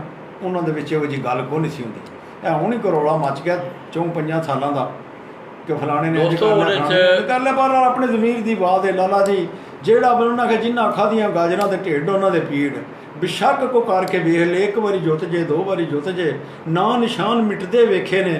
اللہ تعالیٰ یہاں ساروں ہدایت دے. میں نا نشان مٹتے ویکھے نے انہاں کھلاڑیاں دے جہے پہلے جتتے رہے نے ہوں انہوں دے ختم ہو گیا کہانی قصہ. خورے انہوں کو کی غلطی ہوئی ہے کیونکہ میں تو کدی اج تک کسی کو یہ آخد ہی نہیں تو نہ ہی یہ حق بنتا ہے. اللہ تعالیٰ سب نو ہدایت دے. سب واسطے دعا کرو. بہرحال جن بندے نے یہو جہاں بےایمانیاں یا یہو جی بدنیتی کی ہے انہوں نے نا نشان مٹ گئے ختم ہو گئے. تو دوستو نمبردار جی نے آج بڑی کھل کے بڑی اچھی صاف شفاف باتیں کی اور خصوصی طور پر منصف کے حوالے سے انہوں نے جو گفتگو کی کہ آپ اپنا باعتماد ساتھی، کیونکہ وہ آپ کی عزت کا ذریعہ ہوتا ہے. ہوتا یہ ہے کہ اکثر یہ دیکھا گیا ہے جو کہ میری رائے میں یا میں جس چیز کو غلط کہتا ہوں کہ میں پہلی بات تو یہ ہے کہ یہ جو آمنے سامنے کے مقابلے ہیں یہی لڑائی کا بھی موجب مان رہے ہیں. انہی میں زیادہ خرابیاں بھی ہو رہی ہیں کیونکہ لین دین کے معاملات ہوتے ہیں. جس وقت کوئی چیز انسان سے جا رہی ہو تو پھر کسی آدمی کا دل نہیں کرتا کہ میں لاکھوں روپے کسی کی جیب میں ڈال دوں، پھر وہ ضرور کسی ہیرا پھیری کی طرف آتا ہے، پھر معاملات خراب ہوتے ہیں. تو اللہ کرے جی یہ روش ختم ہو، اس سے لوگ پیار محبت سلوک سے اس گیم میں آئیں. تو ضروری ہے دوستو، کیوں کہ جس وقت آپ میں ایک لاجیکلی ایک بات ہے کہ میں ضرورت مند ہوں. آپ کسی ضرورت مند کو بھیجیں گے نا. 500 روپے اگر کوئی دیہڑی لے کے جانے والا ہے تو وہ کوئی بزنس مین نہیں جائے گا، وہ کوئی ذمہ دار نہیں جائے گا. ذمہ دار اس وقت جائے گا کہ جیسے نمبرداری نے آپ سے بات کی کہ پہلے یہ ہوتا تھا کہ جو خانہ مالک ہوتے تھے، جو چھت پہ انوالو ہوتے تھے لوگ شوق کرنے والے، ان میں سے منصف بھیجا جاتا تھا تاکہ یہ ہمارا کانفیڈینشیل آدمی ہے، کوئی جا کے خرابی نہیں کرے گا، اس کو کوئی خرید نہیں سکے گا. اب بات یہ ہے کہ ایک مزدور دار آدمی ہے، مثال ہے، اگر اس کو آپ 500 روپیہ دیہڑی دیتے ہیں، ساتھ دوسرا آدمی اس کو کہتا ہے میں تمہیں 800 روپیہ دیہڑی دوں گا، وہ 500 روپے والے کے ساتھ نہیں جائے گا، 800 روپے والے کے ساتھ جائے گا. یہی بات ہے کہ 500 روپیہ آپ اس کو دے کے بھیجتے ہیں، اس کو دیہڑی ملتی ہے، وہ کہتا ہے یار آگے سے اگر مجھے 5000 یا 10,000 مل رہے ہیں تو میں کیوں نہ جیب میں ڈالوں. اور یہ معاملات تو ہوئے ہیں، یہ وہ باتیں ہیں جو تجربات سے گزری ہیں، مشاہدات سے گزری ہیں، یہ وہ باتیں میں آپ سے کر رہا ہوں. یہ لالا جی چھت مالک تے منحصر ہے. جیڑا چھت مالک ہے، جیڑا منصف بھیج رہا ہے، یا میرا مطلب جیڑا اس چھت دا مالک ہے وہ صحیح کرنا چاہے تو سارا کچھ صحیح ہو سکتا ہے. منصف بھی صحیح ہو سکتا ہے، ہر چیز صحیح ہو سکتی ہے، بے ایمانی بھی نہیں ہو سکتی. کوئی پیڑا کام بھی میرا مطلب ہے جو کچھ بھی ہے کرتے ہیں ਹੇਰਾ ਫੇਰੀ ਉਹਦਾ ਸਾਰਾ ਕੁਝ ਇਹ ਮੁੱਕ ਜਾਂਦਾ ਜੇ ਅੱਲਾਹ ਤਾਲਾ ਛੱਤ ਮਾਲਕ ਨੂੰ ਹਦਾਇਤ ਦੇ, ਕਿਉਂਕਿ ਛੱਤ ਮਾਲਕ ਨੂੰ ਚਾਹੀਦਾ ਇਹ ਕਬੂਤਰਬਾਜ਼ਾਂ ਕੋਲੋਂ ਆਪਣੀ ਇੱਜ਼ਤ ਬਚਾਉਣ ਵਾਸਤੇ ਤੁਹਾਨੂੰ ਪੂਰਾ ਮੁਤਾਹਤ ਰਹਿਣਾ ਚਾਹੀਦਾ, ਇਸ ਵਾਸਤੇ ਕਿ ਕੋਈ ਕਬੂਤਰ ਨੀਵਾਂ ਗਿਆ ਵੇ ਤੇ ਤੁਸੀਂ ਖੁਦ ਕਟਾ ਦਿਓ ਤੇ ਕੀ ਹੋ ਜਾਏਗਾ, ਕੁਝ ਵੀ ਨਹੀਂ ਹੋਣ ਲੱਗਾ, ਅਗਲੀ 'ਚੋਂ ਹੋਰ ਉੱਡ ਜਾਣਗੇ। ਤੁਹਾਨੂੰ ਪਹਿਲੀ ਗੱਲ ਇਹ ਦੱਸੀਏ ਕਿ ਇਹ ਛੱਤ ਮਾਲਕ ਚਾਹੇ ਨਾ ਕਿ ਮੈਂ ਬੇਈਮਾਨੀ ਨਹੀਂ ਹੋਣ ਦੇਣੀ, ਆਪਣੇ ਥਰੂ ਨਹੀਂ, ਆਪਣੇ ਘਰੋਂ ਨਹੀਂ ਹੋਣ ਦੇਣੀ, ਸਾਰੇ ਹੀ ਇਹ ਤਈਆ ਕਰ ਲੈਣ ਕਿ ਆਪਣੀ ਛੱਤ ਤੋਂ ਬੇਈਮਾਨੀ ਨਹੀਂ ਹੋਣ ਦੇਣੀ, ਤਾਂ ਸਾਰੀਆਂ ਛੱਤਾਂ ਸਹੀ ਹੋ ਜਾਂਦੀਆਂ ਨੇ, ਸਾਰੇ ਮੁਨਸਬ भी सही हो जाते हैं। तो दोस्तों मैं समझता हूँ नंबरदार जी ने जो बातें की हैं बड़ी इनमें बड़ा वज़न है, और ये हकीकत है कि आप इतना सरमाया लगाते हैं, डेरे बनाते हैं, छतें बनाते हैं, कबूतरों पे इतने वसाइल खर्च करते हैं कि आजकल आम आदमी से अगर बात की जाए ना कि कबूतर का जोड़ा 2 लाख रुपए का आता है तो कान पकड़ लेता है, मगर ये है लोगों ने लाए हैं, लाखों करोड़ों रुपए कबूतरों पे खर्च किए हैं। तो अगर आप ये सारे मामलात करते हैं तो मैं समझता हूँ कि इज़्ज़त को मुकद्दम रखना चाहिए, पैसे जीत कोई अहमियत नहीं रखती, अगर आपकी इज़्ज़त नहीं है तो वो जीत, वो पैसा, वो रख रखाव वो आपके लिए बेकार है। तो नंबरदार जी ਤੁਹਾਡੀ बहुत बहुत मेहरबानी। दोस्तों मेरे इस भरा ਦਾ मैं इंतहाई मशहूर हाँ कि ਅੱਜ ਤੁਸੀਂ ਵੇਖੋ ਕਿ ਇਹ ਗੱਲਾਂ ਤੁਸੀਂ ਬਹੁਤ ਸਾਰੇ ਲੋਕਾਂ ਕੋਲੋਂ ਸੁਣ ਰਹੇ ਹੋ, ਇੰਟਰਵਿਊ ਵੀ ਸੁਣ ਰਹੇ ਹੋ ਲੋਕਾਂ ਦੇ, ਉਹਨਾਂ ਨੂੰ ਦੇਖ ਵੀ ਰਹੇ ਹੋ, ਮਗਰ ਅੱਜ ਉਹਨਾਂ ਨੇ ਖੁੱਲ੍ਹ ਕੇ ਇਸ ਮੌਜੂ ਨੂੰ ਤੁਹਾਡੇ ਸਾਹਮਣੇ ਬਿਆਨ ਕੀਤਾ ਹੈ। ਤੇ ਨੰਬਰਦਾਰ ਜੀ ਪੰਜਾਬੀ ਦਾ ਇੱਕ ਸ਼ੇਰ ਹੈ, ਇੱਕ ਬੇਰੀ ਵਾਲਾ ਸ਼ੇਰ ਸੁਣਾਇਆ ਸੀ, ਮੈਨੂੰ ਬੜਾ ਮਜ਼ਾ ਆਇਆ ਸੀ, ਔਰ ਬੜਾ ਮੈਨੀ ਖੇਸ ਸ਼ੇਰ ਹੈ। ਉਹ ਤੇ ਹੁਣ ਫਿਰ ਲੋਕਾਂ ਨੂੰ ਜ਼ੁਬਾਨੀ ਵੀ ਯਾਦ ਨਹੀਂ ਹੋਇਆ, ਫਿਰ ਇੱਕ ਵਾਰੀ ਸੁਣਾਓ ਅੱਜ ਨੇੜੇ ਕਰੋ ਨੰਬਰਦਾਰ ਵਾਲੇ। बेरी पर जब बेर थे तो सज्जन मित्र ढेर थे, यूं ही बेरी से बेर गए तो सब ही आंखें फेर गए। दोस्तों बड़ा ज़ुमैनी शेर है, ये पंजाबी के लफ्ज़ हैं मगर अपने अंदर एक पूरा मौजू रखते हैं। तो आइए दोस्तों उस्ताद चौधरी मोहम्मद अनवर नंबरदार पुरानी गुजरात, उनके घर से अपने कैमरामैन के साथ हीरा भट्ट के हमरा लाला जी भी अपने उन्हीं पुराने अल्फाज के साथ आप दोस्तों से इजाज़त चाहेंगे कि दोस्तों ज़िंदगी में मिलते जुलते रहा करो, दोस्तों ज़िंदगी में मिलते जुलते रहा करो, पता नहीं ज़िंदगी की कौन सी रात आखिरी रात होगी। अपने इन्हीं अल्फाज के साथ आप दोस्तों की दुआओं के साथ मैं और उस्ताद नंबरदार जी हम आपसे इजाज़त चाहेंगे। नंबरदार जी भी मैं आपको बता दूं कि गुज़श्ता तकरीबन 2-3-4 माह से उन्होंने डॉक्टरों को चेकअप कराया है, तो उन्हें शुगर भी है, दूसरा दिल का कुछ आर्जा भी है। इनके लिए भी दुआ करें और मेरे लिए भी खुसूसी दुआ करें कि अल्लाह तबारक व तआला मुझे सेहत दें, मुझे आसानियाँ दें, और नवंबर में ये जो काम मेरे साथ होने जा रहा है इसके लिए खुसूसी तौर पर दुआ करें कि अल्लाह तबारक व तआला मेरे लिए अगर ये अच्छा है तो इसमें मेरे लिए आसानियाँ पैदा फरमाएँ। और मैंने अपने आप के शोबा में, वैसे तो शोबा सहाफ़त से अल्हम्दुलिल्लाह मैं तकरीबन पिछले 20-25-30 साल से वाबस्ता हूँ, मगर आपके शोबा में मैंने पूरी कोशिश की अपनी ईमानदारी के साथ। मैंने आप ये देख लें कि ये अर्ज़ा मुझे 1987 में मैं पाकिस्तान एयरफोर्स से मेडिकल बोर्ड इसी सिलसिला में इस बेस पे आया था कि मेरा हिप जॉइंट ख़राब था, आगे मैंने अपना घुटना भी ख़राब कर लिया। उसकी बड़ी वजह यही थी कि मैंने अपने जिस्म पे इस पे ज़्यादा स्ट्रेस किया, मगर अपने प्रोफेशन को जो है उसके साथ मैंने दगा नहीं किया, उस पे आँच नहीं आने दी अल्हम्दुलिल्लाह। इसी तरह दोस्तों लाला जी आपके दरमियान रहेंगे, आप दोस्तों ने हम दोनों भाइयों की सेहत के लिए दुआ करनी है, और इंशाअल्लाह तकरीबन थोड़ी आज हम यहाँ नंबरदार जी के पास काफ़ी टाइम गुजारेंगे, तो थोड़ी देर हमें इजाज़त दीजिएगा। उसके बाद एक मखसूस ब्रीड है और वो कहानी भी आपको सुनाई जाएगी कि गरले कबूतर किस तरह माजर वजूद में आए। उनका हम आपको 2 कबूतरों का हम इधर बैठ, क्योंकि मैं सीढ़ियाँ नहीं चढ़ सकता हूँ अब मेरे लिए मुश्किल हो गया है कि डॉक्टरों ने उस दिन मुझे शफा इंटरनेशनल के जो ऑर्थोपेडिक थे उन्होंने कहा कि आपने अपनी जान के साथ बड़ी ज़्यादती की है, अब मज़ीद ज़्यादती ना करें। तो दोस्तों इंशाअल्लाह लाला जी आपके दरमियान रहेंगे, आप हमारे साथ रहें। थोड़ी देर के बाद हम आपको गरले कबूतरों का किस तरह नंबरदार जी के पास आए, किस तरह वो कबूतर बनाए इन्होंने, किस तरह उन्होंने इनको आगे चलाया, ان 2 کبوتروں کا ہم آپ کو شوق بھی کروائیں گے. پکھا بند ہوا ہے, نمبردار جی کو بھی پسینہ آ رہا ہے. میرا خیال میں ساون بھادوں کا مہینہ ہے, نمبردار جی کو بھی تھوڑی سی ریسٹ دیتے ہیں, ہم بھی تھوڑی سی ریسٹ کرتے ہیں. اپنی دعاؤں میں یاد رکھیے گا, اور تقریباً کوئی آدھے گھنٹے کے بعد ہم دوبارہ آپ کی خدمت میں حاضر ہوں گے. ہمیں اجازت دیجیے گا. اللہ حافظ.